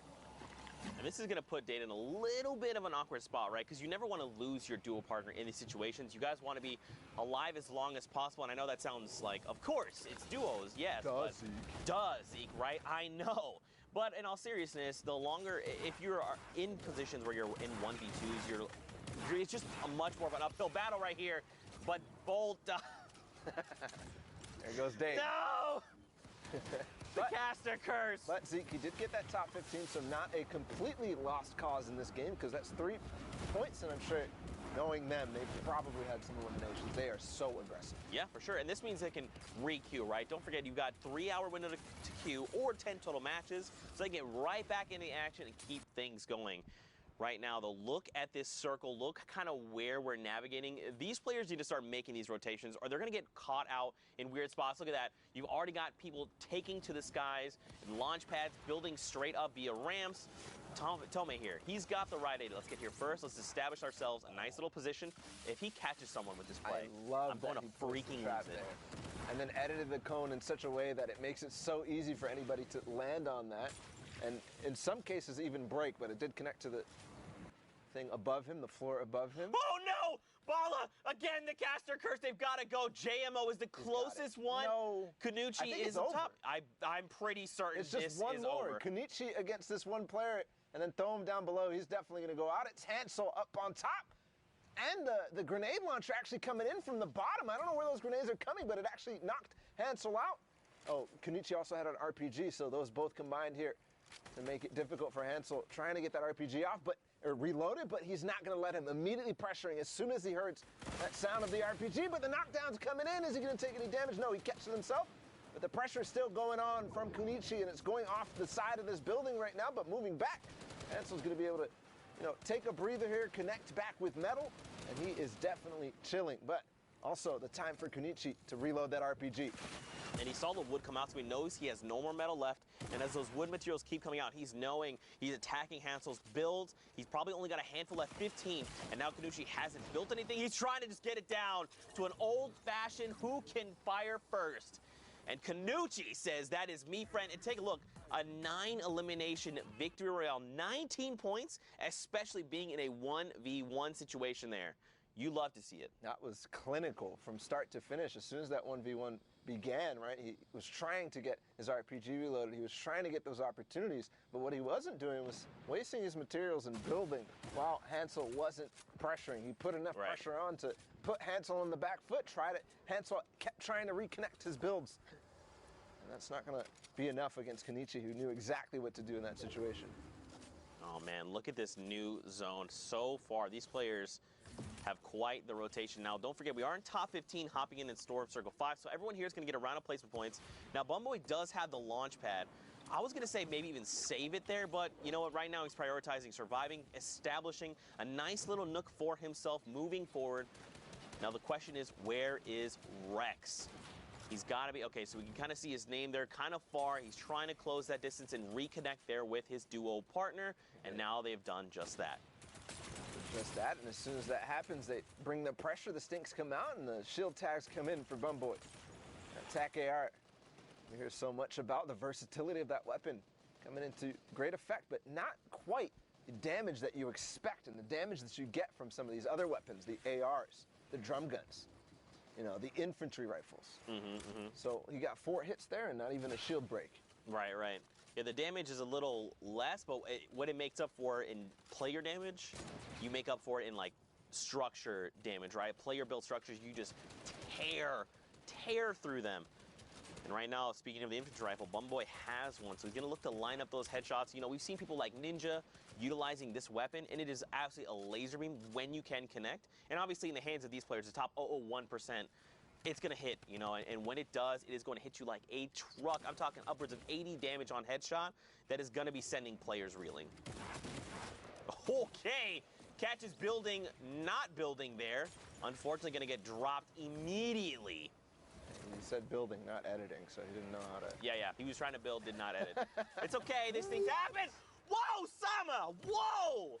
You cannot jump and scare me like that, all right? God, I already told you I'm stressing out. Jump scares are going to catch me every time. Man, he peeked his head through that floor, and then as soon as the floor ended up getting built, he got pushed up by that phasing mechanic. Unfortunately, Sama is going to be the worse for wear, but Bumboy and Rex right now continuing forward. I see Epic Whale and 40R Storm right now. We know they were up there in the leaderboards, but fell just a little bit. We didn't see him too high last time we checked. But both of the players, unfortunately, are in their box under their stairs, and that's going to cause 40R Storm to take advantage with his precise aim across the box. And I mean, this is a scary duo, right? We kind of talked about this is more recent. Obviously, we've seen KNG Epic Whale with KNG Epic Whale's duo / Seal Matt. They're the same person. But now it's 40R Storm. Now look above, though. Ghost Sean, Ghost Aiden. These guys have already qualified, and they're looking just to continue getting practice, that prize money as well. There's no better way to get practice. And Aiden here just playing medic. I got you, buddy. Don't worry, Sean. Heal up. Have a splash. It's crazy that we have these items in the game where we can actually play medic. We can actually have somebody who is carrying the splashes on purpose and making sure he's paying attention to his duo's HP at all times. But while Aiden drops down with the Shadow Bomb, a rocket comes out from the top and knocks Sean down, so it's just Aiden again. And we saw this situation a couple of games ago. Aiden clutching up. I mean, we know he can do it. And really, this guy has performed on all stages right now, and I think he's finally gotten over that hump where everybody was saying, hey, Aiden, you're crazy at getting in people's face, at getting eliminations, but your endgame performance, not so good. But in this stage, in the World Cup Online qualifiers, his endgame performance has been insane. But unfortunately, going down here, but regardless, proving everybody wrong about that, fallacy, I would say. Yeah, and don't forget, Aiden was at the Summer Block Party. He has been on the stage that will be going to the Fortnite World Cup final. So he's already got a little taste of it, right? So that is probably going to help calm his nerves just a little bit and help give him that edge. And again, he's already qualified. He's just looking to place high, continue to practice, because there's no better practice, probably until we get that Trios week, but even then, that's still not quite the same. But look at this. You've still got Epic Will. You've got 40R Storm here left alive. 9 players, 8 players, 7. Okay, hold on. 7 players, 5 duos. So top 5 coming out, and players going to be dropped left and right. KNG Epic Will being one of those there right in front of you. And we saw Fulmer on high ground. He picked up 1 elimination back then. He's still up with his duo Kytrex, and I believe, both taking a little bit of fall damage, and all of a sudden it shambles, but they do get the pinch down onto 40R Storm, and now all they have to do is find Berserk, and they're already setting up that pinch, you could see. But Berserk, with the double campfire, is going to quickly start to out-heal them and quickly get up to 100 HP, so they've got to go quick. But Berserk making the play first. He's going to run back right into his box as that RPG comes out, but no more RPG to knock it down, and I don't think they have mats to be able to fight to this, and I think he can connect to the hill. Yes, he can! All of a sudden, this is looking terrible. Berserk might have just pulled off a 1v2 clutch because Fulmer and Kytrex are not going to be able to get up over the zone, and all of a sudden, things have gone haywire. Berserk with the clutch of a lifetime here in the World Cup last region. Zeke, what a play. 45 points from that, the victory royale. It's going to be 15 points on the game. And that's going to be a huge confidence booster, right? That's going to help motivate you and your dual partner. You're both freaking out in the moment. Oh my God, I cannot believe you just pulled off a 1v2 against this other duo. That is going to just help move your gameplay forward. But of course, there's more Fortnite action to be had. You've got S2 Jacob up top, Pat, Antidote, Kenny's, Spidey is there as well, and these guys are looking to fight right now, and a build-off is coming out. This is crazy. At this stage in the game, to be build fighting like this, they really want to commit for this height, and he's going to get it, though.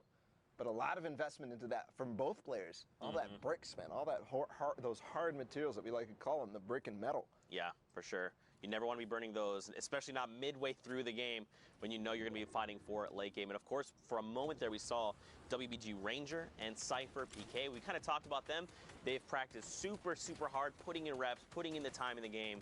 And look at this. They're finding themselves in a spot where they could contest for top 15 and get the first round of placement points. Yeah, and you did mention confidence just a second ago about performing well and how that transition to the next game, but even these little micro wins here, fighting for high ground, getting that high ground, and then being able to get a couple of knocks and possibly some siphon from it as well, and really get yourself back into the game, that's a confidence booster in and of itself.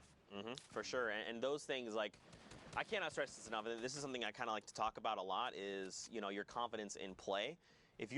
Whenever you're going to go and, say, take a fight against a player, if you're sitting there thinking, man, I don't know, like that player might be better than me, you've already lost. You just have to be as confident as possible. It doesn't matter who's on the other end. All that matters is your game, what you can pull off. And in every instance where you feel, you know what, it doesn't matter, I'm just going to do the best that I can, and that's what I'm going to be happy with. I'm telling you, 9 times out of 10, you're going to win those engagements. And sure, there's going to be those times where this other guy just happens to be Aiden, and he just gives you his hands. It's all good. Just reset, let it wash over, hop back into queue, and keep your mindset positive, right? Yeah, that's honestly the story of this entire sequence of events, this World Cup, the qualifiers, online open. It's literally all about mindset and staying positive throughout both the semifinals days and the finals days. It's really like a whole grind to get your mind in such a place where one game is not going to affect you, because you have to play 10 games. And not only do you have to play 10 games, but you had to do it over 10 weeks. So for those people who have done this week after week, performed and gotten to Sunday It's absolutely unbelievable to have the perseverance, the work ethic, to be here improving week after week, to have the mindset, the positivity to play here, really. You know what I'm thinking, Zeke? I'm thinking that all these guys who are doing this, they're going places. They're going places in life, not just Fortnite, not just gaming. They aren't just World Cup competitors, but really, they're going to go places. Could not agree with you more, my man. Could not agree with you more. And I get it, right? Like, I've been there. I know what it's like to hop into a game, you get eliminated, and you just tilt off the face of the earth. I get it. We've all been there. But, you know, at the end of the day, man, you just have to just try and reset. Just get up, walk away for a moment, get a drink, you know, just do anything to just forget about that moment and just recollect yourself. But hopping back into the game, Bala, 17 players, 16 players. As I say this, you know, of course, I thought it was just jump all the way up to 15, 30 minutes left here in the queue. So like you kind of touched on earlier, you got a 3-hour window or 10 games to play, whichever kind of comes first. And you got to think, man, for a lot of these players, they're just counting those points, watching the leaderboard, saying, okay, I saw this other duo, they're at this many points. Is anybody home? Right? We need at least top 15 to get near there with this many eliminations, right? You know, it's tough, man. It's tough. They're counting the time as well, and knowing even in these endgame situations that if I stay in this game right now, I can play 2 more games and what have you right now. Kenny's picking up a lot of loot. They still have high ground from earlier.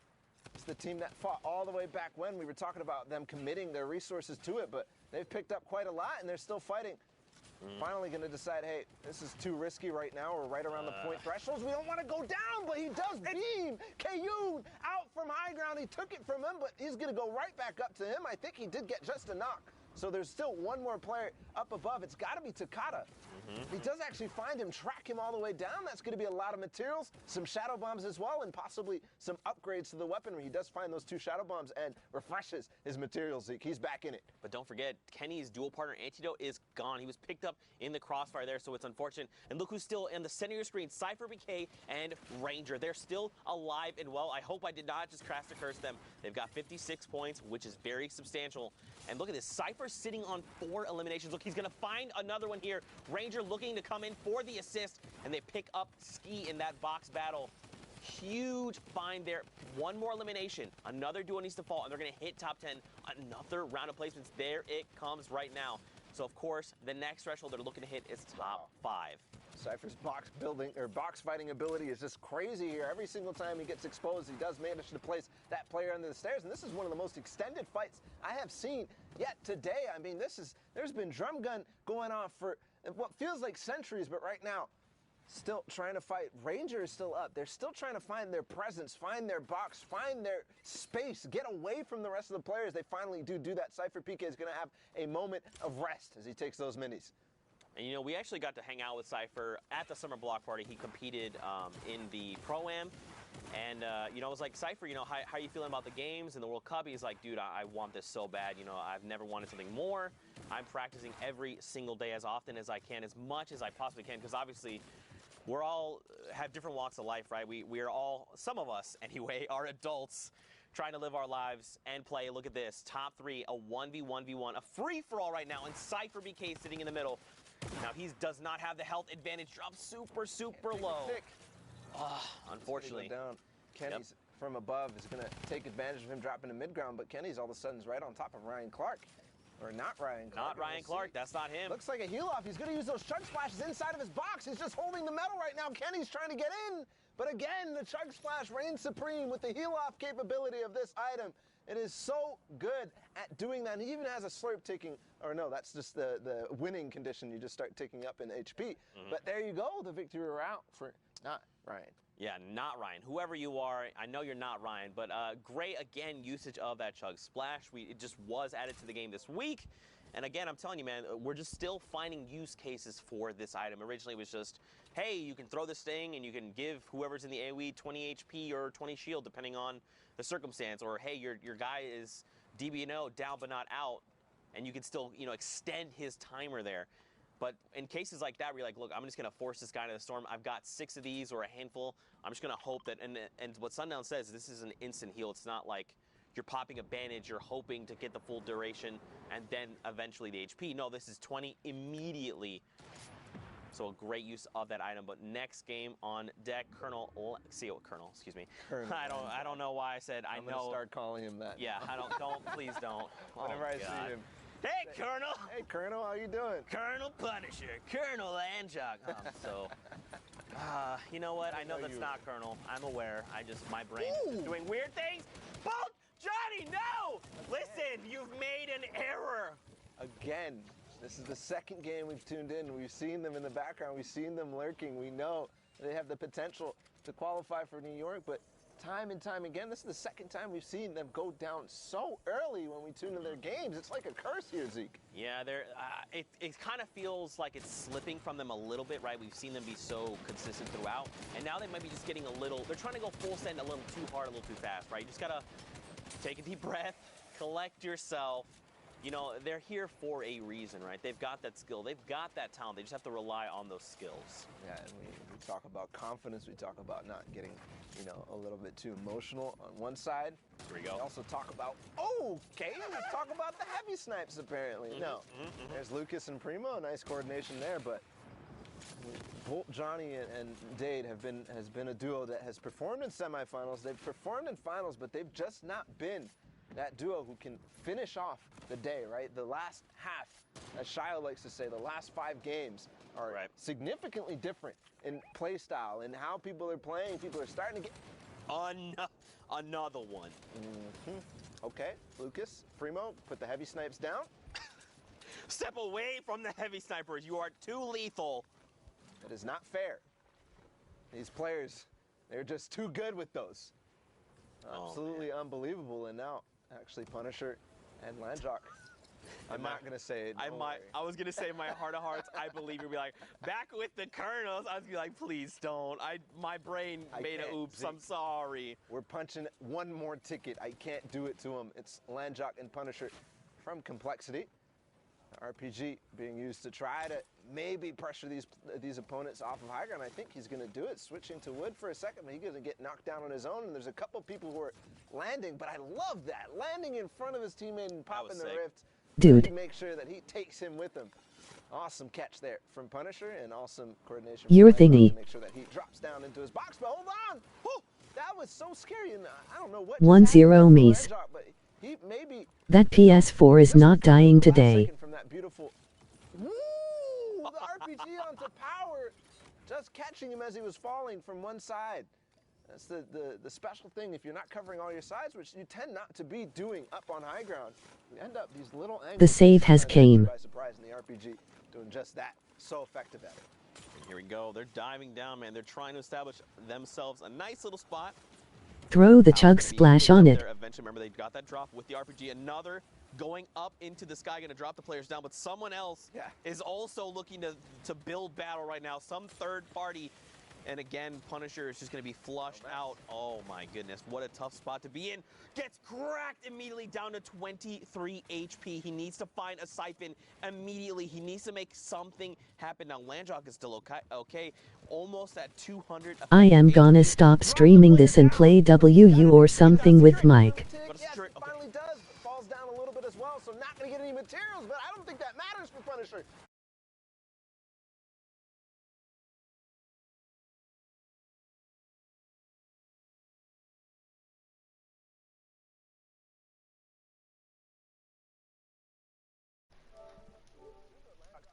I can't see my phone at 50. Your phone's at 50.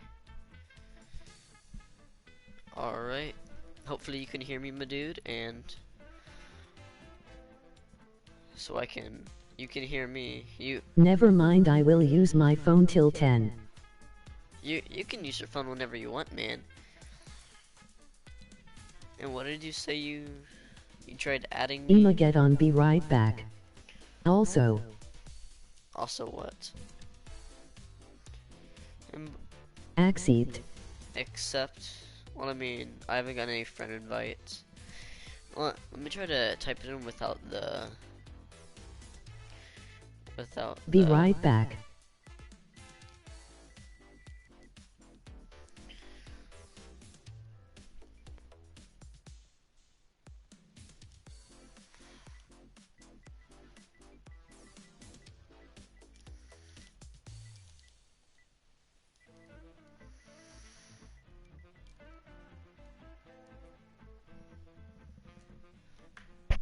That is odd. Broskies, that's odd. Ground game.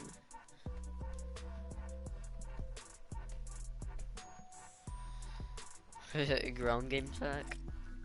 Ground game is just... Ground game just sucks.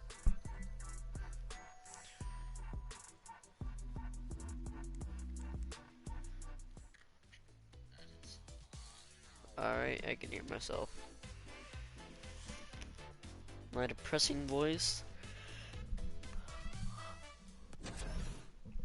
You know, I remember the last time when I played this, and I killed somebody with like a heavy shotty on here.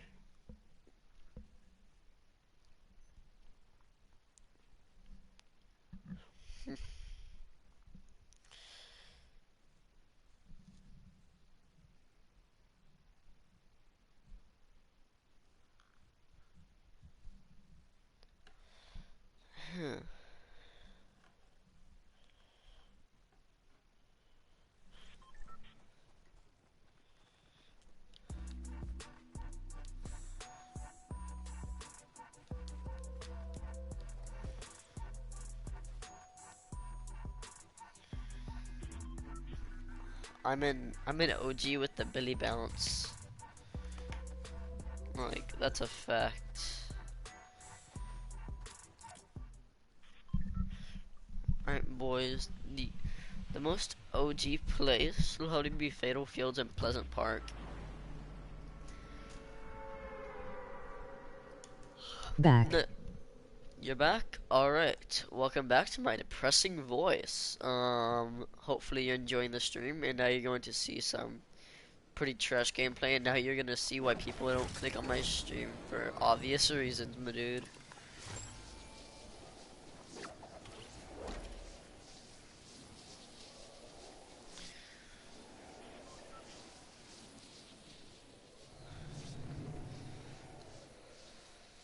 Dabs. Hey.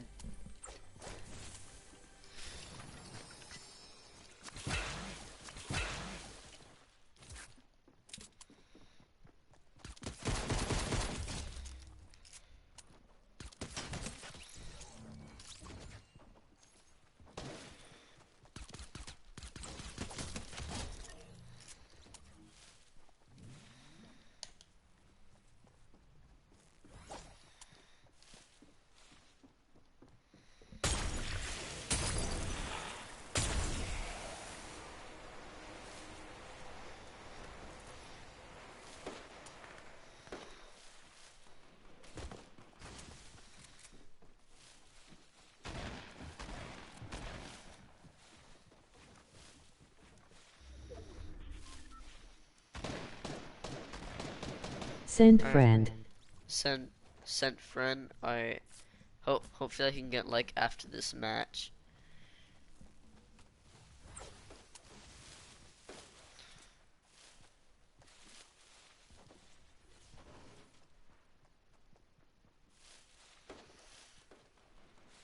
I send friend. You send friend. Alright.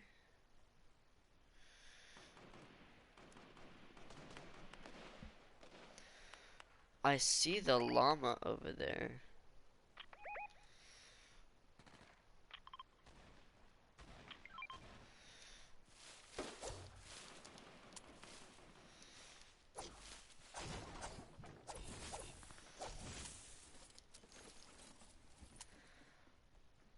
Just trying to get a none.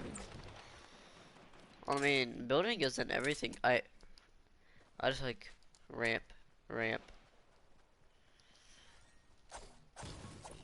Cause I mean, look now. You don't even have to like, whatchamacallit anymore.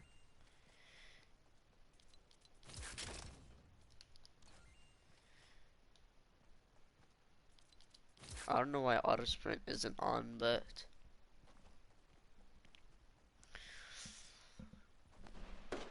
this is max mats. Dude, imagine having like these mats. Holy llama. I'm gonna do this quick. Wait, how many mats will it give you? It'll give you 200.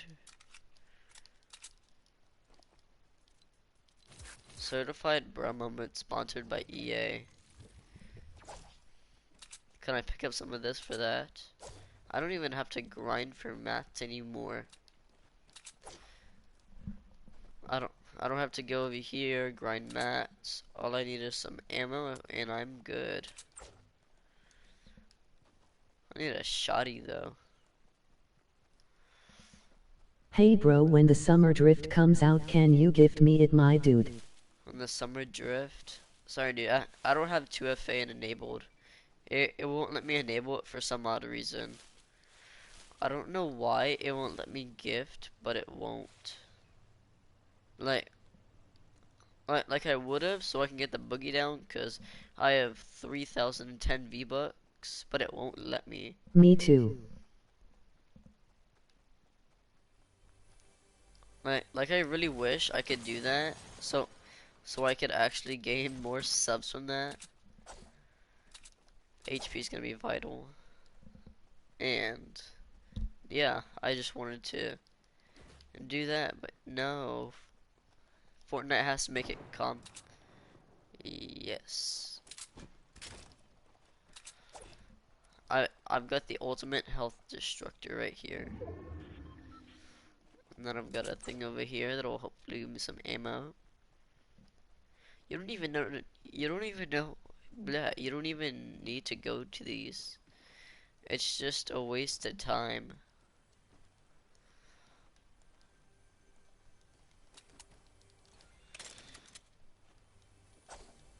Right.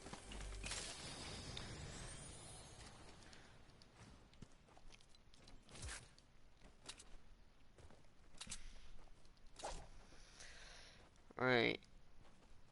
Minis, band-aids, and a storm flip. Pretty decent loadout. I was gonna say if that's a tactical, but it isn't. I like how it caps off with a total of whatchamacallit. They should let us give without too fun to get the boggy down emote enabling 2F. Yeah, but the thing is, Fortnite wants to make money, so they do that.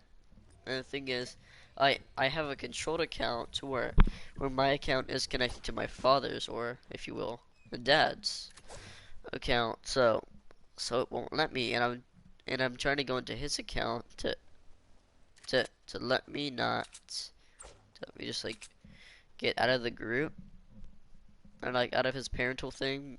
That'll like deny all the money away. That if I give him $10, and then I go buy something, it won't let me do it. But I mean, that's not really bad. Since whatchamacallit was gonna be good.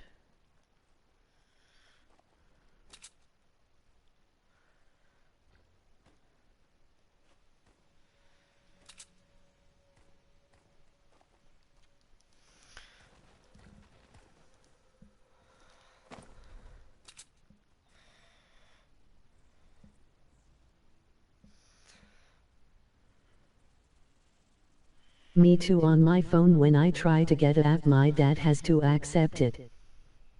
Yeah. Oh, my dude's taking so much storm damage.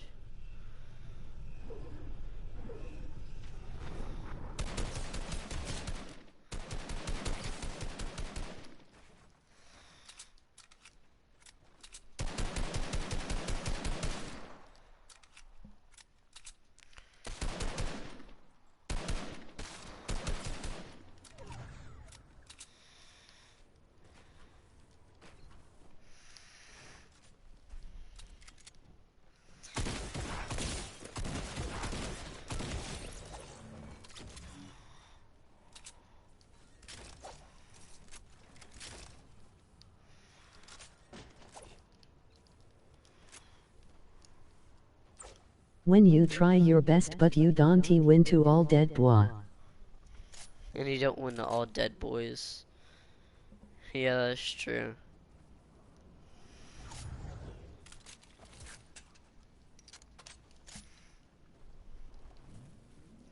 And now I'm gonna hit one bandage out in the open. Oh shoot, I picked up the tack instead of the purple. I'm gonna go back in the storm. I accidentally picked up. Alright. Purple shoddy. And I'm now taking more damage. This is great. Everything is fine. I'm back out of the storm. Oof. Yeah, big oof. I want to head into Pleasant, because that's where everyone is.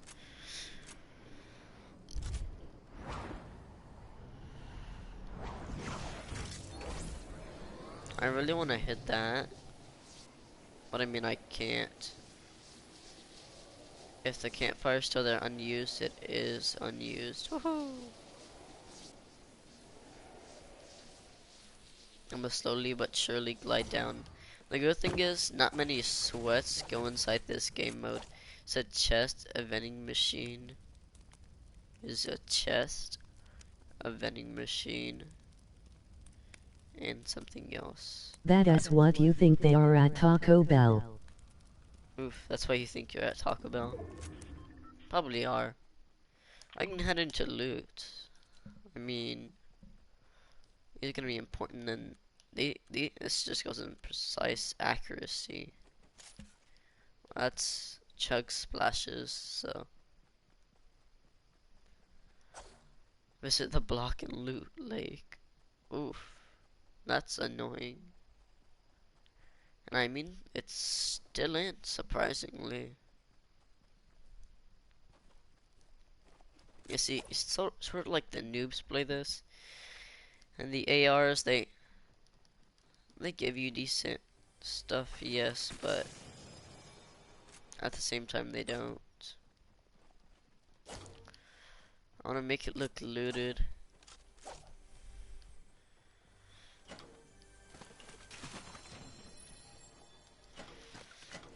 I'm gonna just do that so I can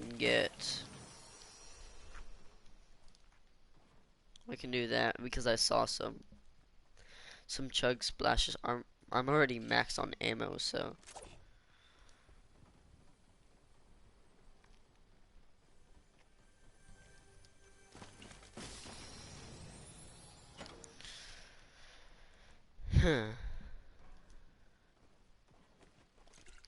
Actually, you know what? I'm gonna carry those I am bandages. triggered cues. They should give the people who have the drift the summer drift skin for free and other people have to pay for it. Well, actually, I agree with you on that.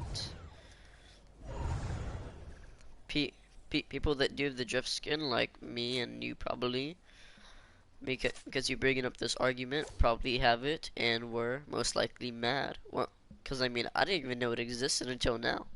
So thank you for telling me, and I don't know. Yeah, that should be a thing, but it should cost more for people that whatchamacallit don't have it. Let's see if I can grab any of this. Nope.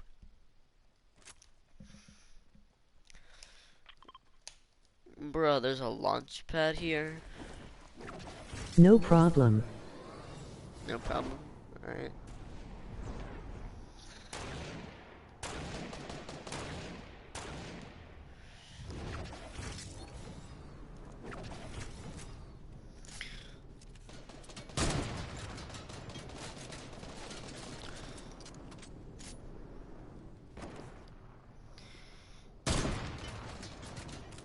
My snipes are trash. Hey dude, will you be on TMR?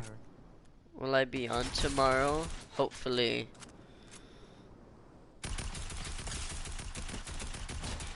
Knocked your bud. Hey dude, will you be on TMR? Tomorrow? Yes, senor, I will be. So just stay tuned. What did I say? Are there like limited traps?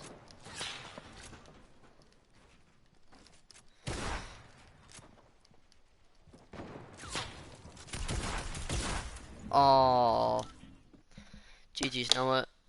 Will I be on tomorrow? Yes, I will. Yes, I will. Yes, I will.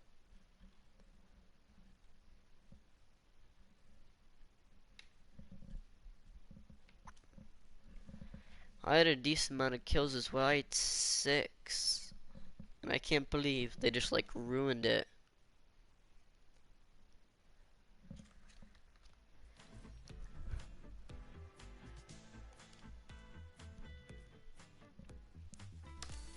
The ground game is honestly really easy, or I just got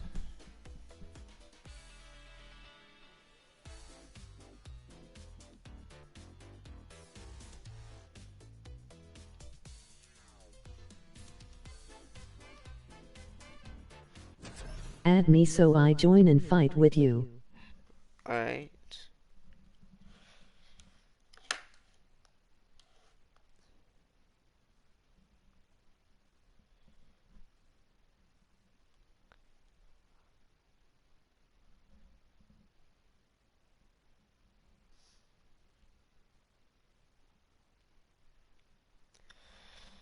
Huh.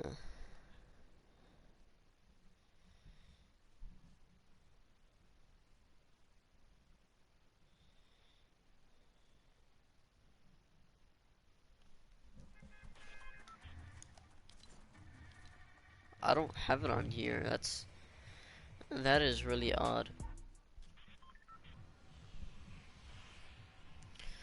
Alright. Now let's try this again at Fatal. Again.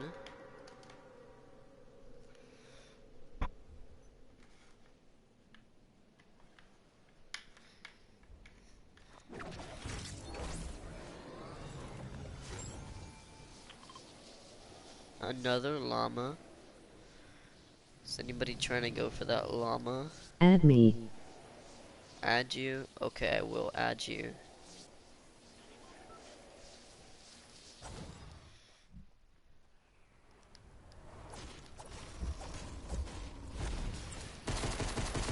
What the? How do you already have shadow bombs and a pistol?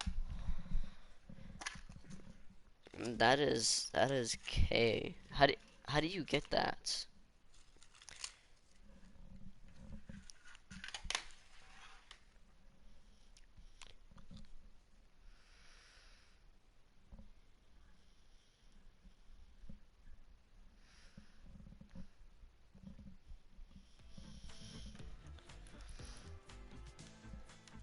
Alright, I'm gonna just make this go away. Alright. Hi. Hi, Mr. Drum. How you doing? Z Hunter. I am Zunter64.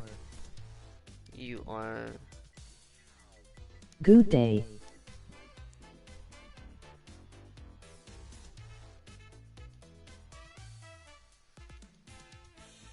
Add me pleaser. I am Tripsermiz. You are Tripsers Imps. Alright. As soon as I get this 64. Right? That should be it. Alright, let me try to add you, Mr. Jerome.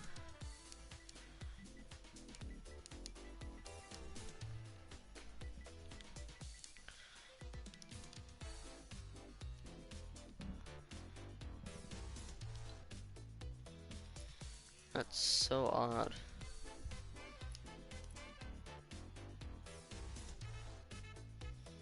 I am Grandma House, so I add right away. Alright.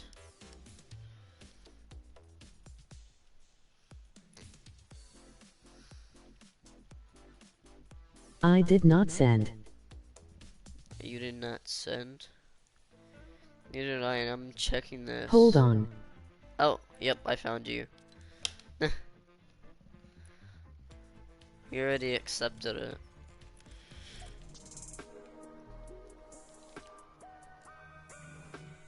Is this you? Yeah. You're called Cal. Can we do like gun game? Cause it's really easy. Thank you.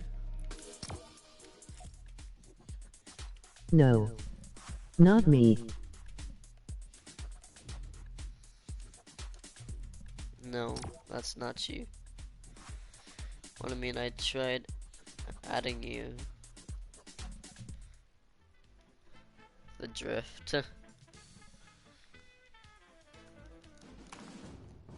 You know what? I really wish that they could bring back like the season 5 battle pass for Brew, only. my cuz is so gross, she just fact farted on me. Ho. That's gross.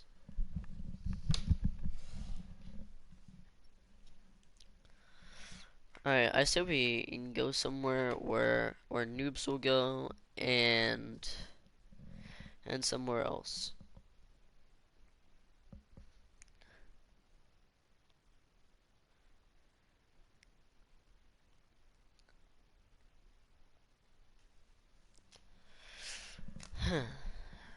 Alright.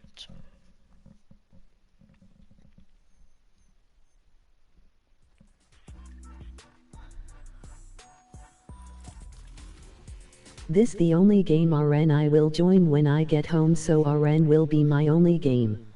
Alright, this will be your only game? Alright. I say we can go loot. That sound good? I mean, you don't have a mic, so you can't, like, agree, but... Oh, okay. 2 to 5 people. That is a huge difference. 2 to 5 people. Dang. Just type in !Nightbot and see the results for yourself.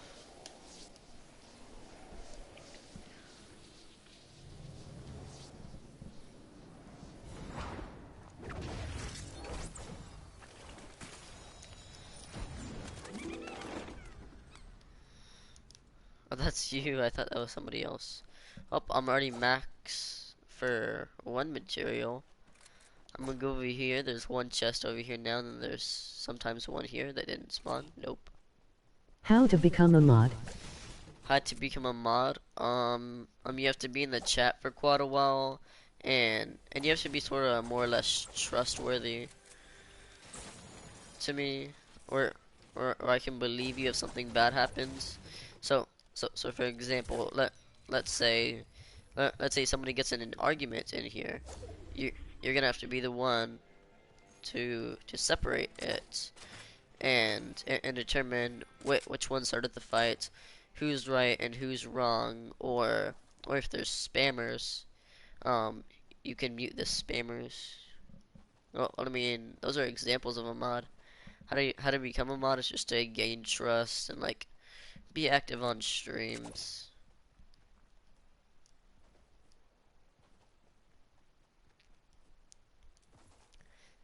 No, those are the 2 things. Oh, it's mainly just be active. If I see you active within a couple of streams or videos, or if you like comment. I do lag a lot. You do lag a lot? That's alright, dude. We're gonna secure this victory royale. You know, I'm gonna go over quantity. There we go. I know I didn't need that much of an impulse, so.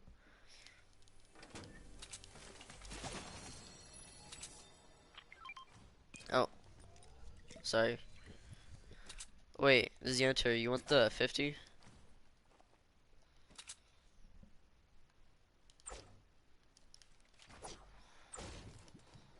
Nope. Zianter, come here quick. You're in the water. Take the 50. Okay.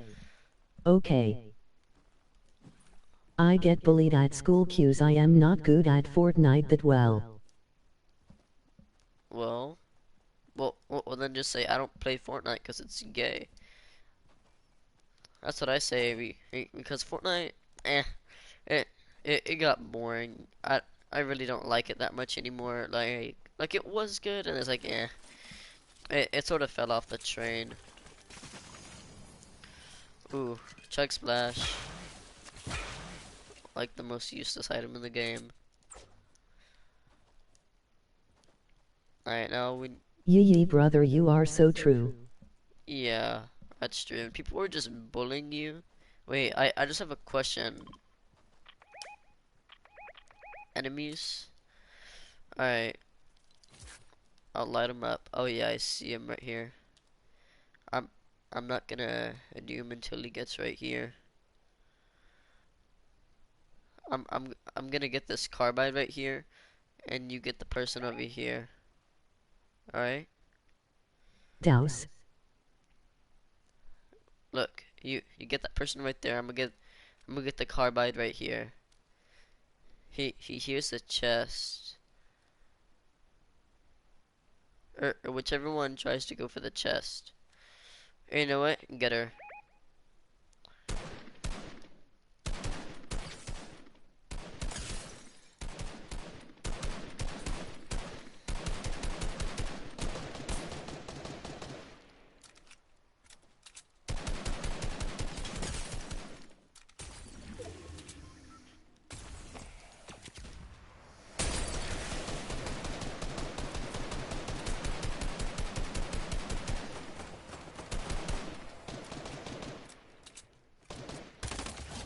Knocked one.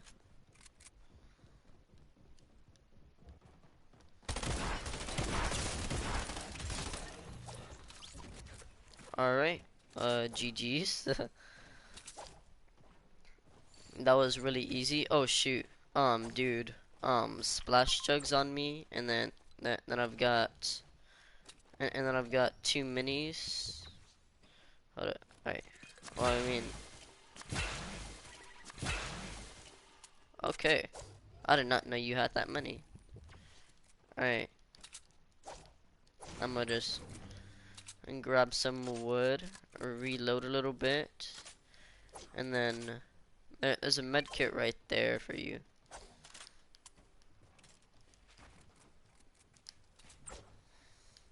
I'm going to grab these minis and then grab some wood. Oh yeah, orange justice, my dude. Ooh.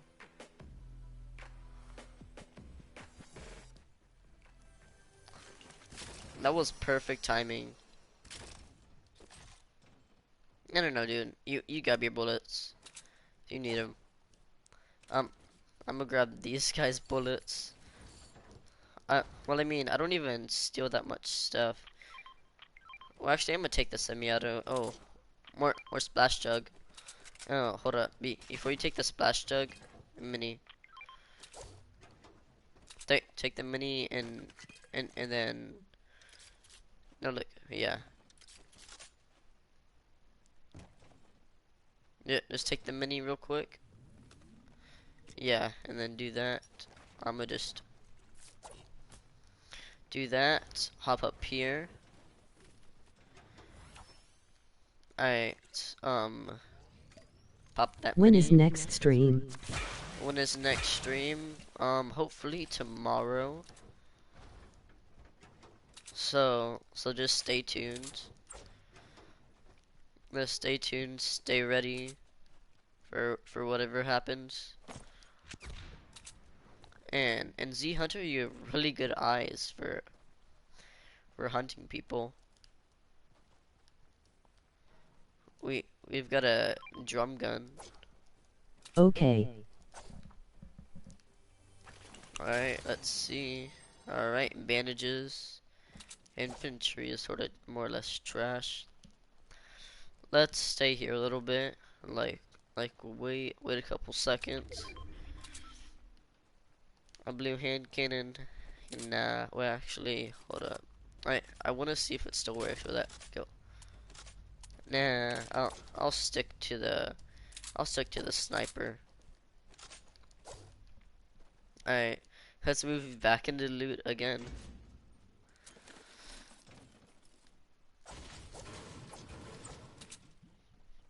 I love how you only get like 70 mats out of this.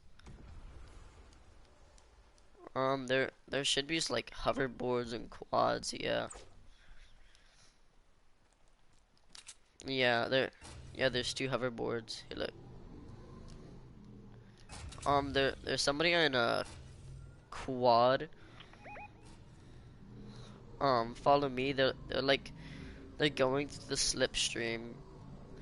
I'm gonna go up into the slipstream, hopefully.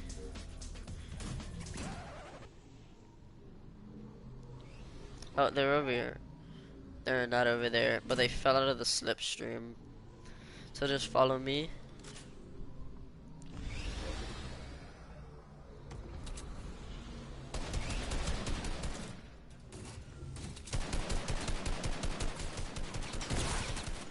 Nice.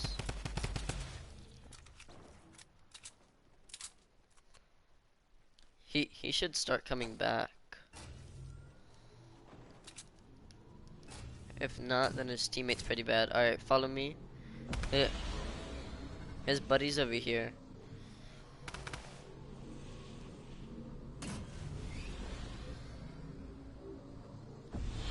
And this is where I saw somebody off to.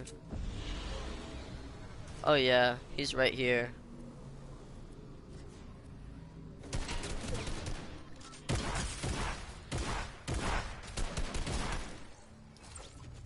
Alright, cleanup crew.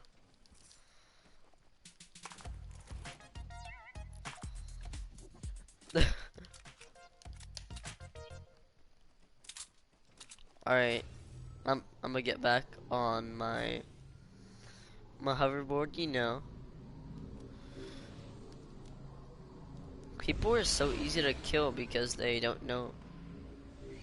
I think there's people on these mountains. Oh shoot, that guy lasered me. And I no, get off of it. I don't know where one is, but I mean, I'm gonna hit this med kit. Oh yeah, I see him. That's you sniping?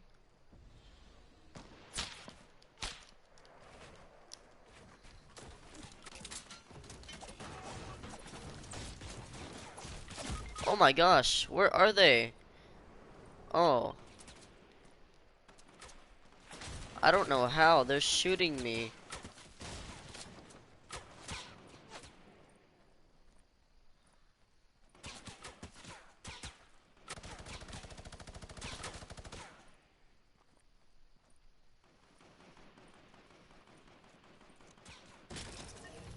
That's right, you can get my reboot card. Get my reboot card, get a hoverboard, get out of there. They have a sniper. Oh, with a pistol. These guys were spraying. They have like no ammo left. See, no ammo. We had more kills than them.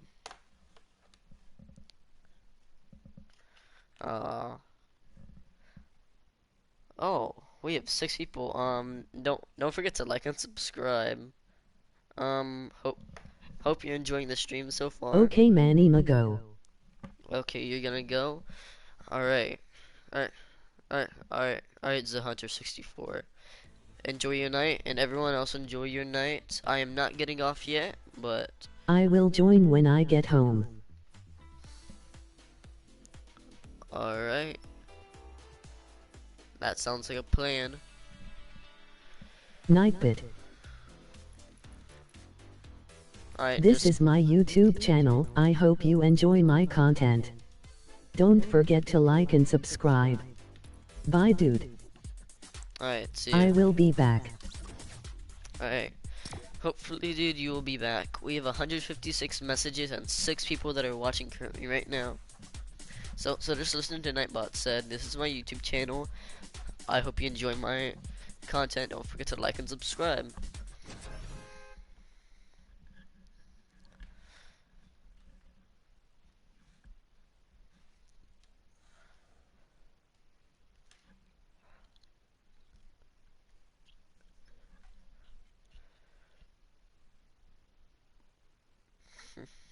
I'll be on tomorrow, hopefully. Alright, hopefully.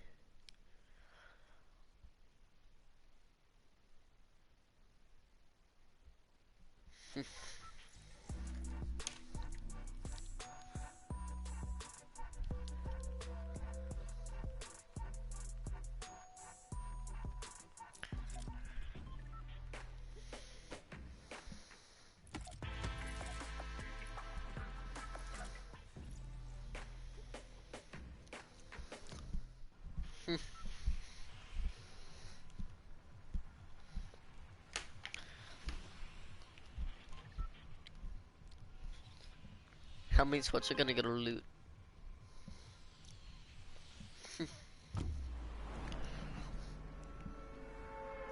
You'll be on tomorrow, hopefully. All right. All right, all right, all right. And don't forget, road to 100, man. We are so close.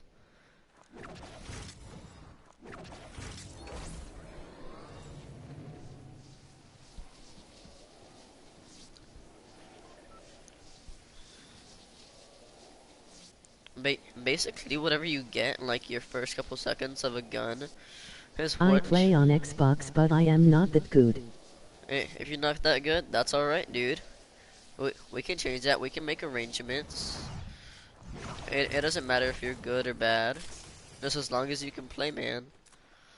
As long as you can play.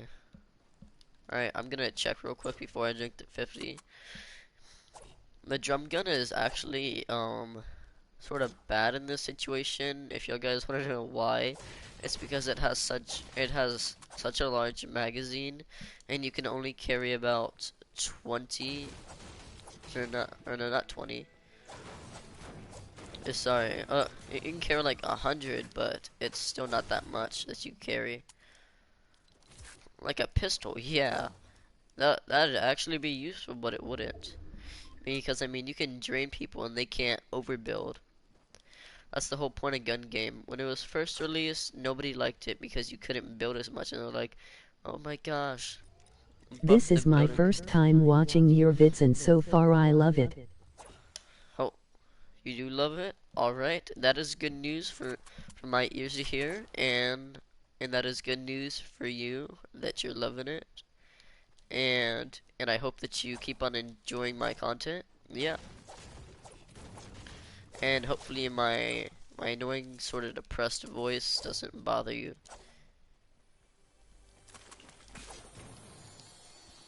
As soon as I drink 50s, as soon as I drink the 50, it's like, hey, it's mini time.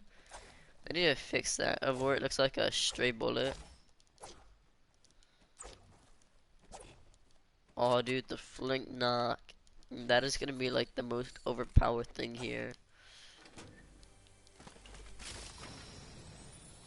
Chug splash.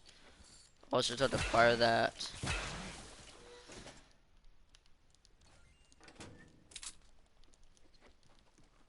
I already have something that's heavy ammo, and I really don't wanna use this sniper, but I have to sorta, so I can have a full inventory unless I get heals. Which I probably will get like bandages out of a chest if it spawns here. Nope, sadly, but I am kinda have depressed voice too sometimes. yeah. Yeah, we all have that depression voice. Right, but I mean, that's what makes us us, right? That's what makes you you. That's what makes you special.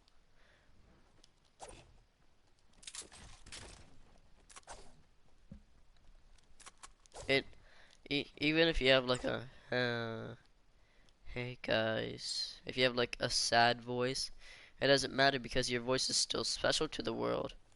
Your voice is basically one of a kind. Oh, and I apologize for the major inconvenience if you see a giant bad box on the screen. That was just one of my friends suggesting if we could play a different game, or him, more or less.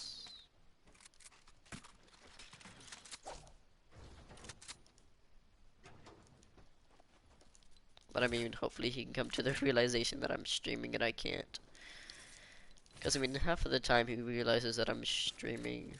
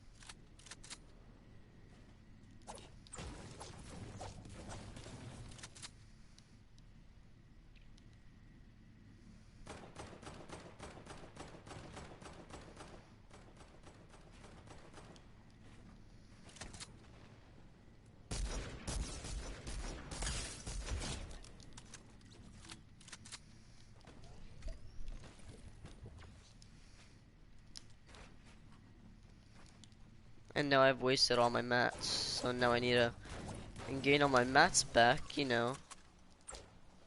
Like the only ethical way of getting mats back is like this. And then just grinding just the slightest.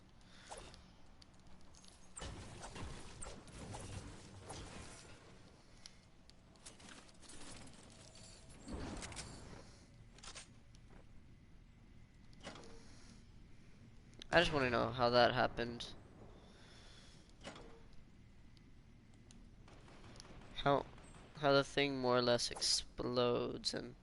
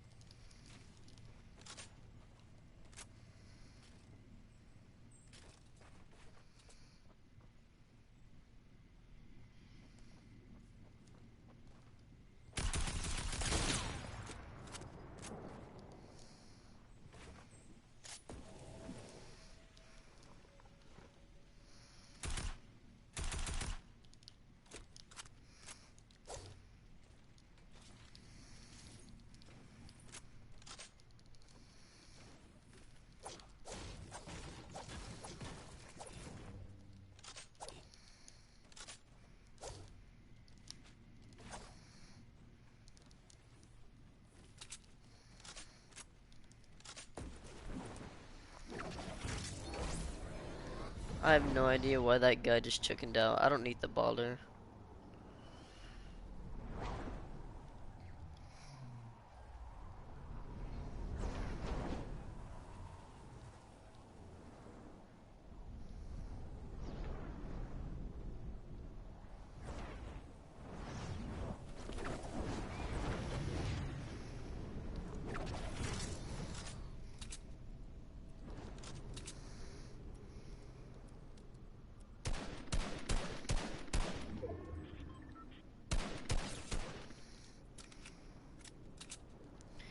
That didn't feel very good, did it?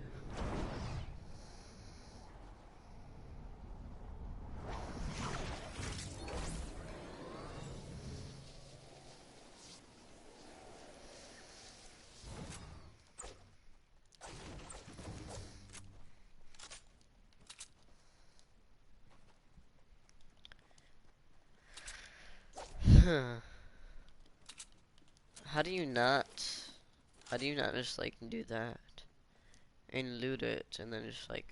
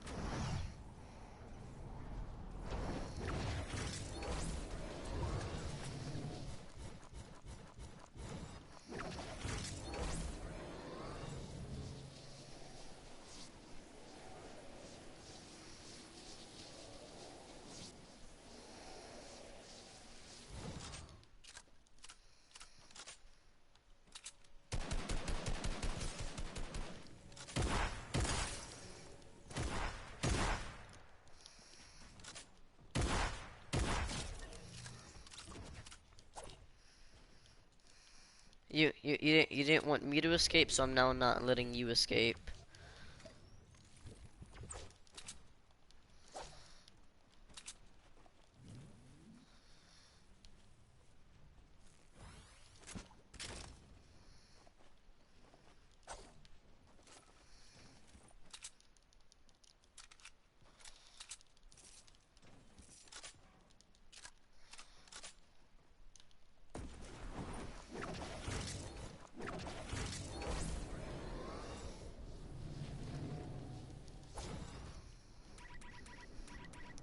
$74% though.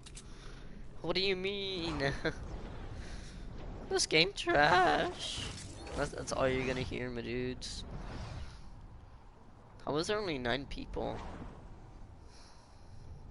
And I don't know where anyone is. Or, I don't know where anyone are. I don't know where anybody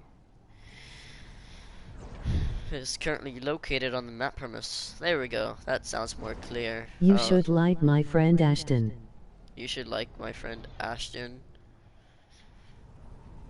Wait, what do you mean, like friends?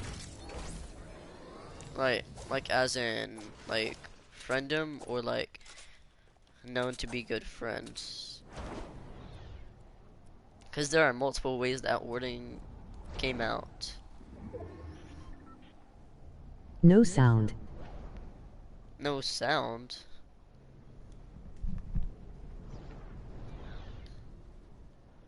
Oh no, it's just cause I'm in here. I don't know why you can't hear. In my stream I can hear perfectly fine. I just turned up the volume real quick. I'm just waiting You for sound like him. I sound like him? It's probably because of my slightly depressing voice.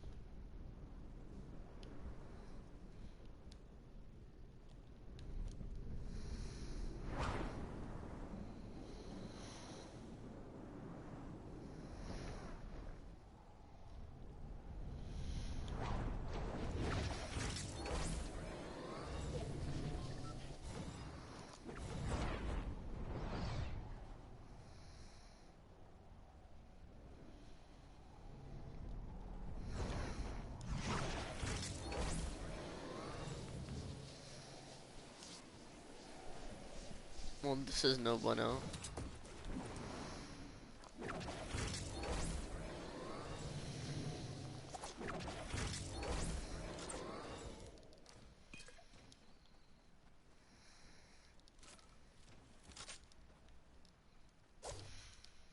Hold on, I can just destroy the chest for wood. And this for wood. Nuh-uh, you can't shoot me, that's illegal.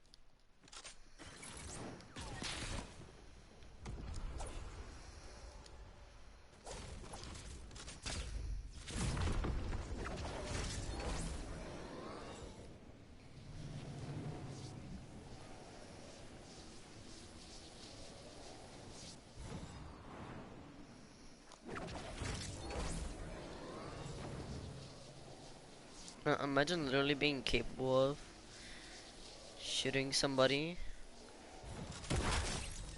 Oh, that was clean.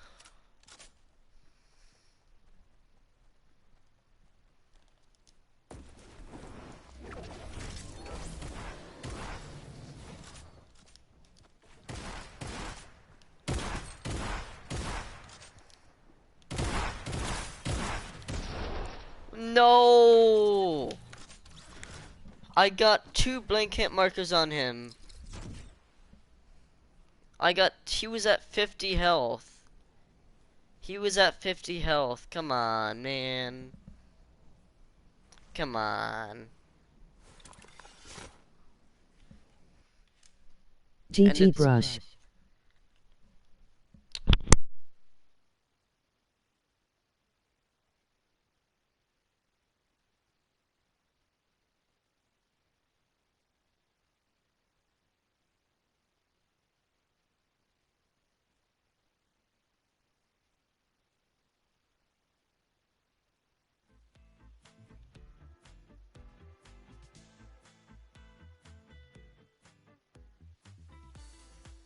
Autocorrect. MR Jerome, what? Did you think I was gone forever? Stop spamming caps, warning.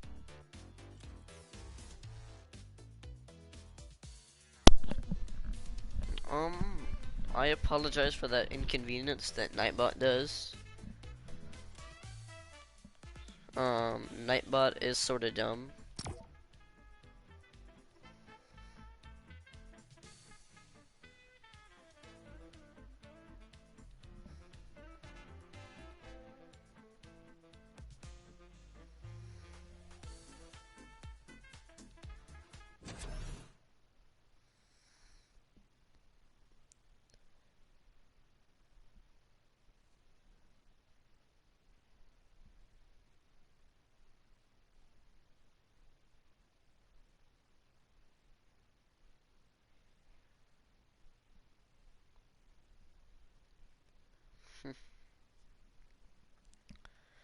What happens if I just like and get a fill?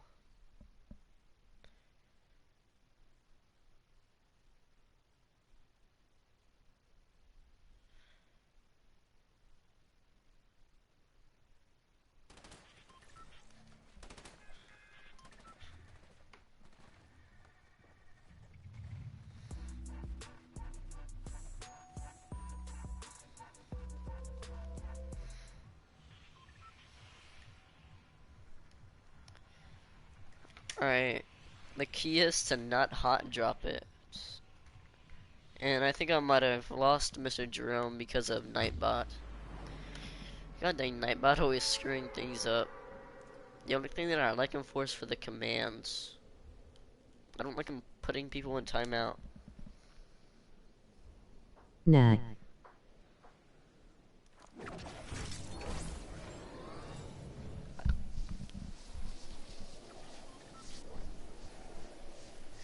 Can I stream snipe? Can you stream snipe? What? YBNJ? Sadly, well, I mean, I would say yes right now, but I have to supposedly wrap things up and.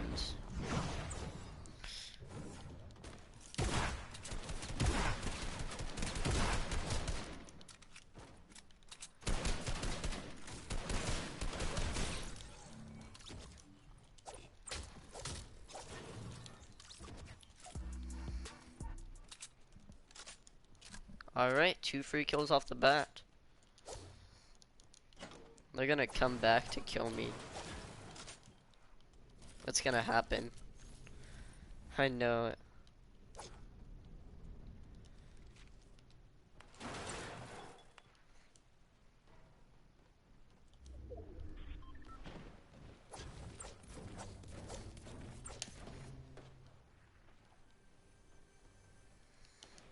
You ending your stream. Am I ending my stream? And no, not yet. Not until I win this. Not until I win this match, that is.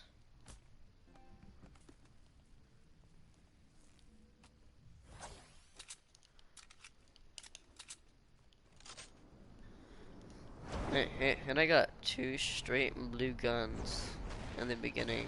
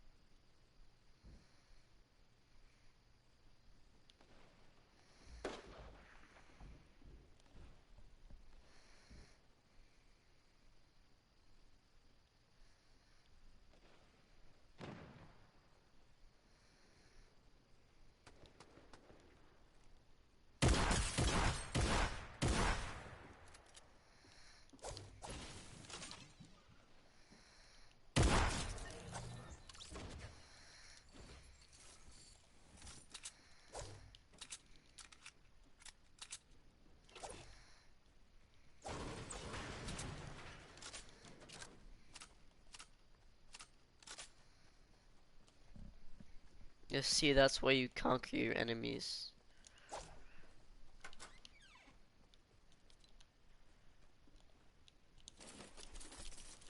Heck yeah, got some ammo. Why does everyone die in this game mode so fast? Like it's already top, it's about to be like top 30. And I'm like, more than half of the lobby is already dead. I think the majority of the lobby just hot drops, and I think that's how they die.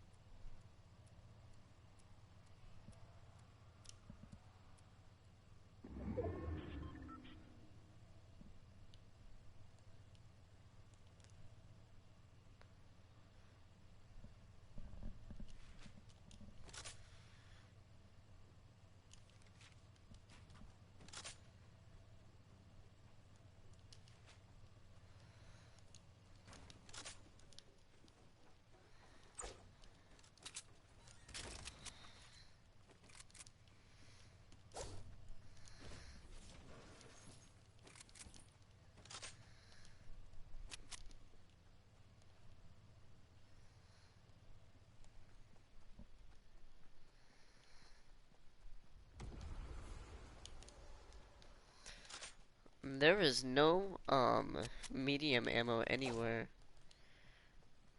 Nothing like under the stairs ammo or something. I'm gonna go into like an ammo crisis if I don't find any soon. Be right back. Hey, be right back. Alright. Alright, dude. Take as long as you need.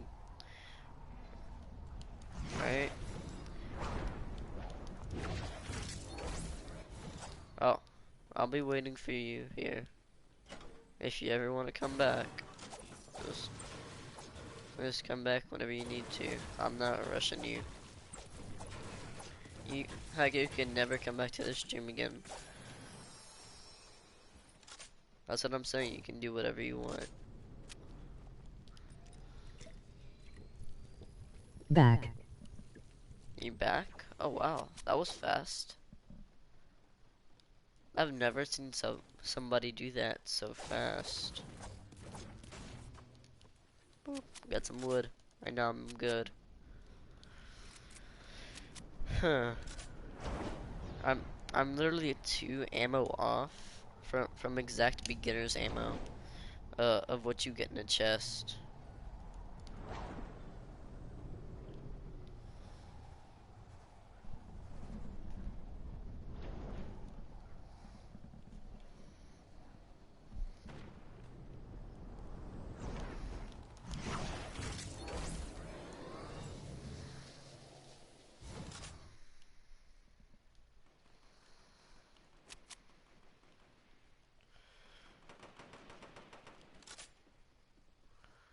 and be like, yo, what's up? My name's the cleanup crew.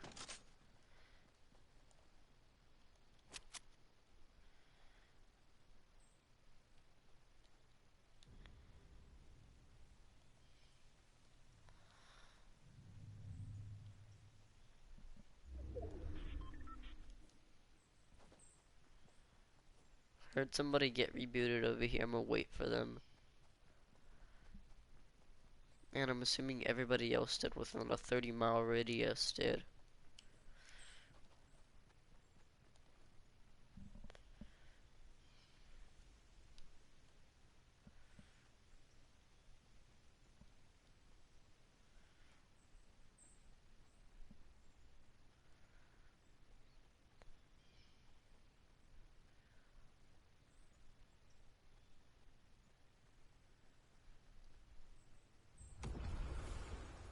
It wasn't this one. It was the one in Salty then. 'Cause there's no way it goes that fast. So that means I just missed out on a bunch of free kills. Man, that really snaps my fingers in half. It sounded like over there, but it wasn't. I mean, I have to go into Shifty. And I gotta go bye. You gotta go bye? Alright. Alright, see ya. Enjoy your night. I'm just going to stalk my prey.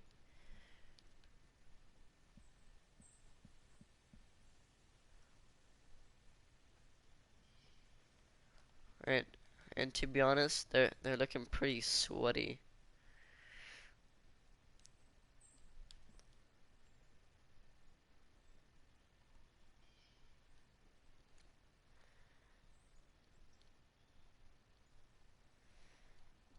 He doesn't look like he's planning to stop anytime soon.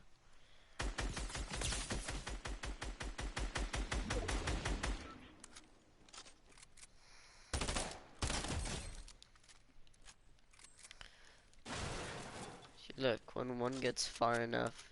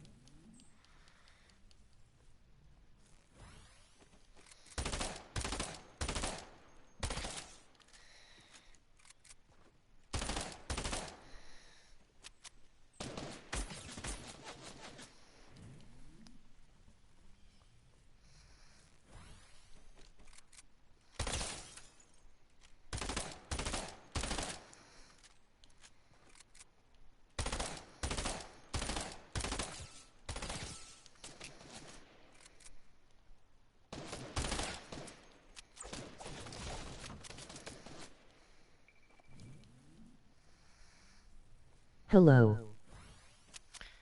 Hello, hi.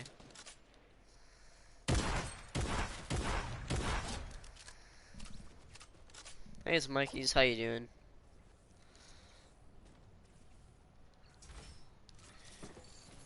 I currently just needed to wipe these annoying people out of this planet.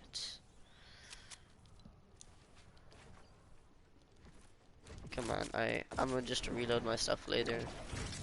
It's really just simple here. It's literal simple.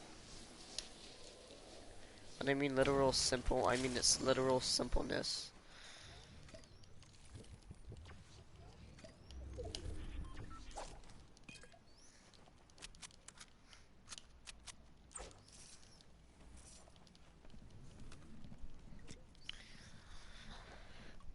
Alright, campfires are your exclusive. Campfires and jump pads. Today's features and jump pads.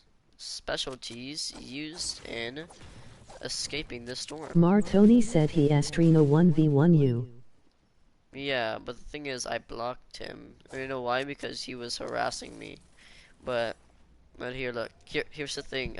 I don't want to hear All right, Mikey. I want you to make a promise with me to, and tell Martone to stop asking me to 1v1 him. It's never gonna happen. I know he's a sweat. He could beat me. It's a possibility, yes. Like, but the thing is, I don't really care about the 1v1. I don't care if he calls me trash. I don't want to get into this situation again where it sort of gets He more or has less. garbage goof. Yeah, I'm not sure how bad he is, but I mean, I just play simple, relaxed. But I mean, if you really are saying he's worse than me, then I'll take your word for it.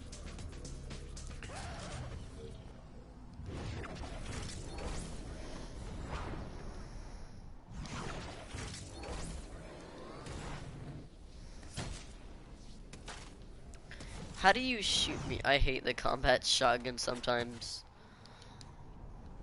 It really bothers me half of the time, the combat, where people will just spray you with it. But I mean, jokes on them. I think they have had to did it really just kick me out of the slipstream?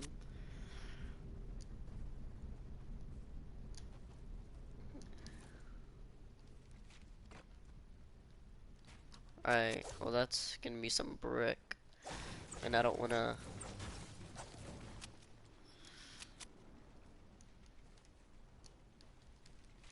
Nope, gonna have to build up one more and then collect some brick.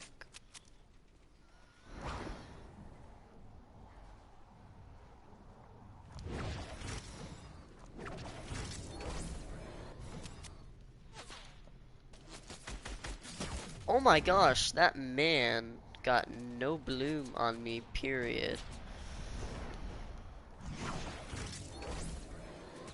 How does that happen? How do you get no bloom on me?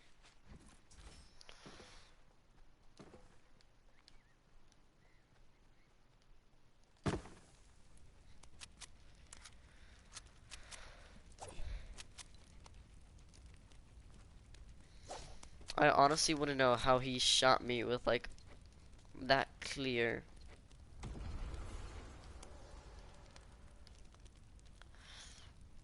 You know there's smoke just popping up.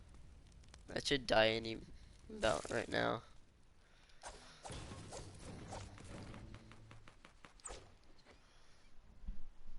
Well, I mean, they're gonna have to move off the little turd mountain for them just sitting on their butts right there.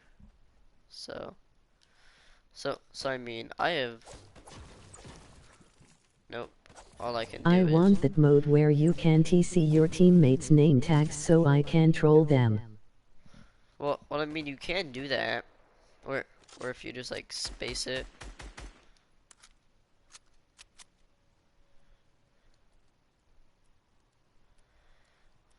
I got his buddy away. I have his buds separated now.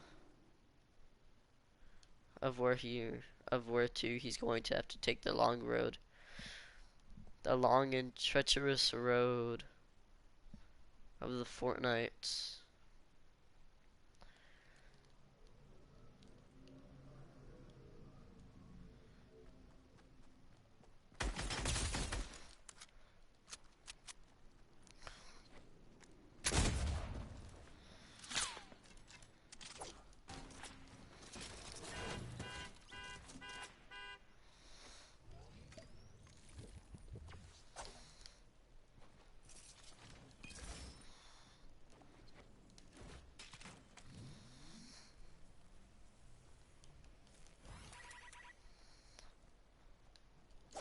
Oh wait, that was all from him? Hey, Mike. No, I can't right now. Unless he not see that I'm currently in a sort of a small situation that is currently preoccupying me.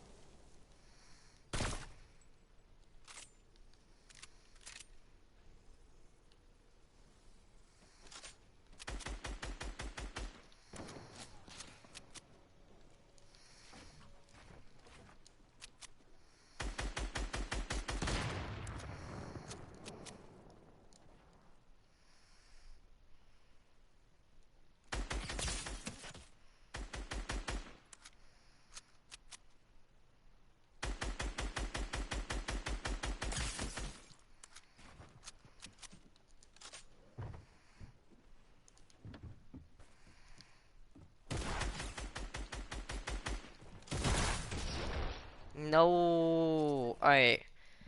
That's all. I gotta go. I need to just tell this guy to stop messing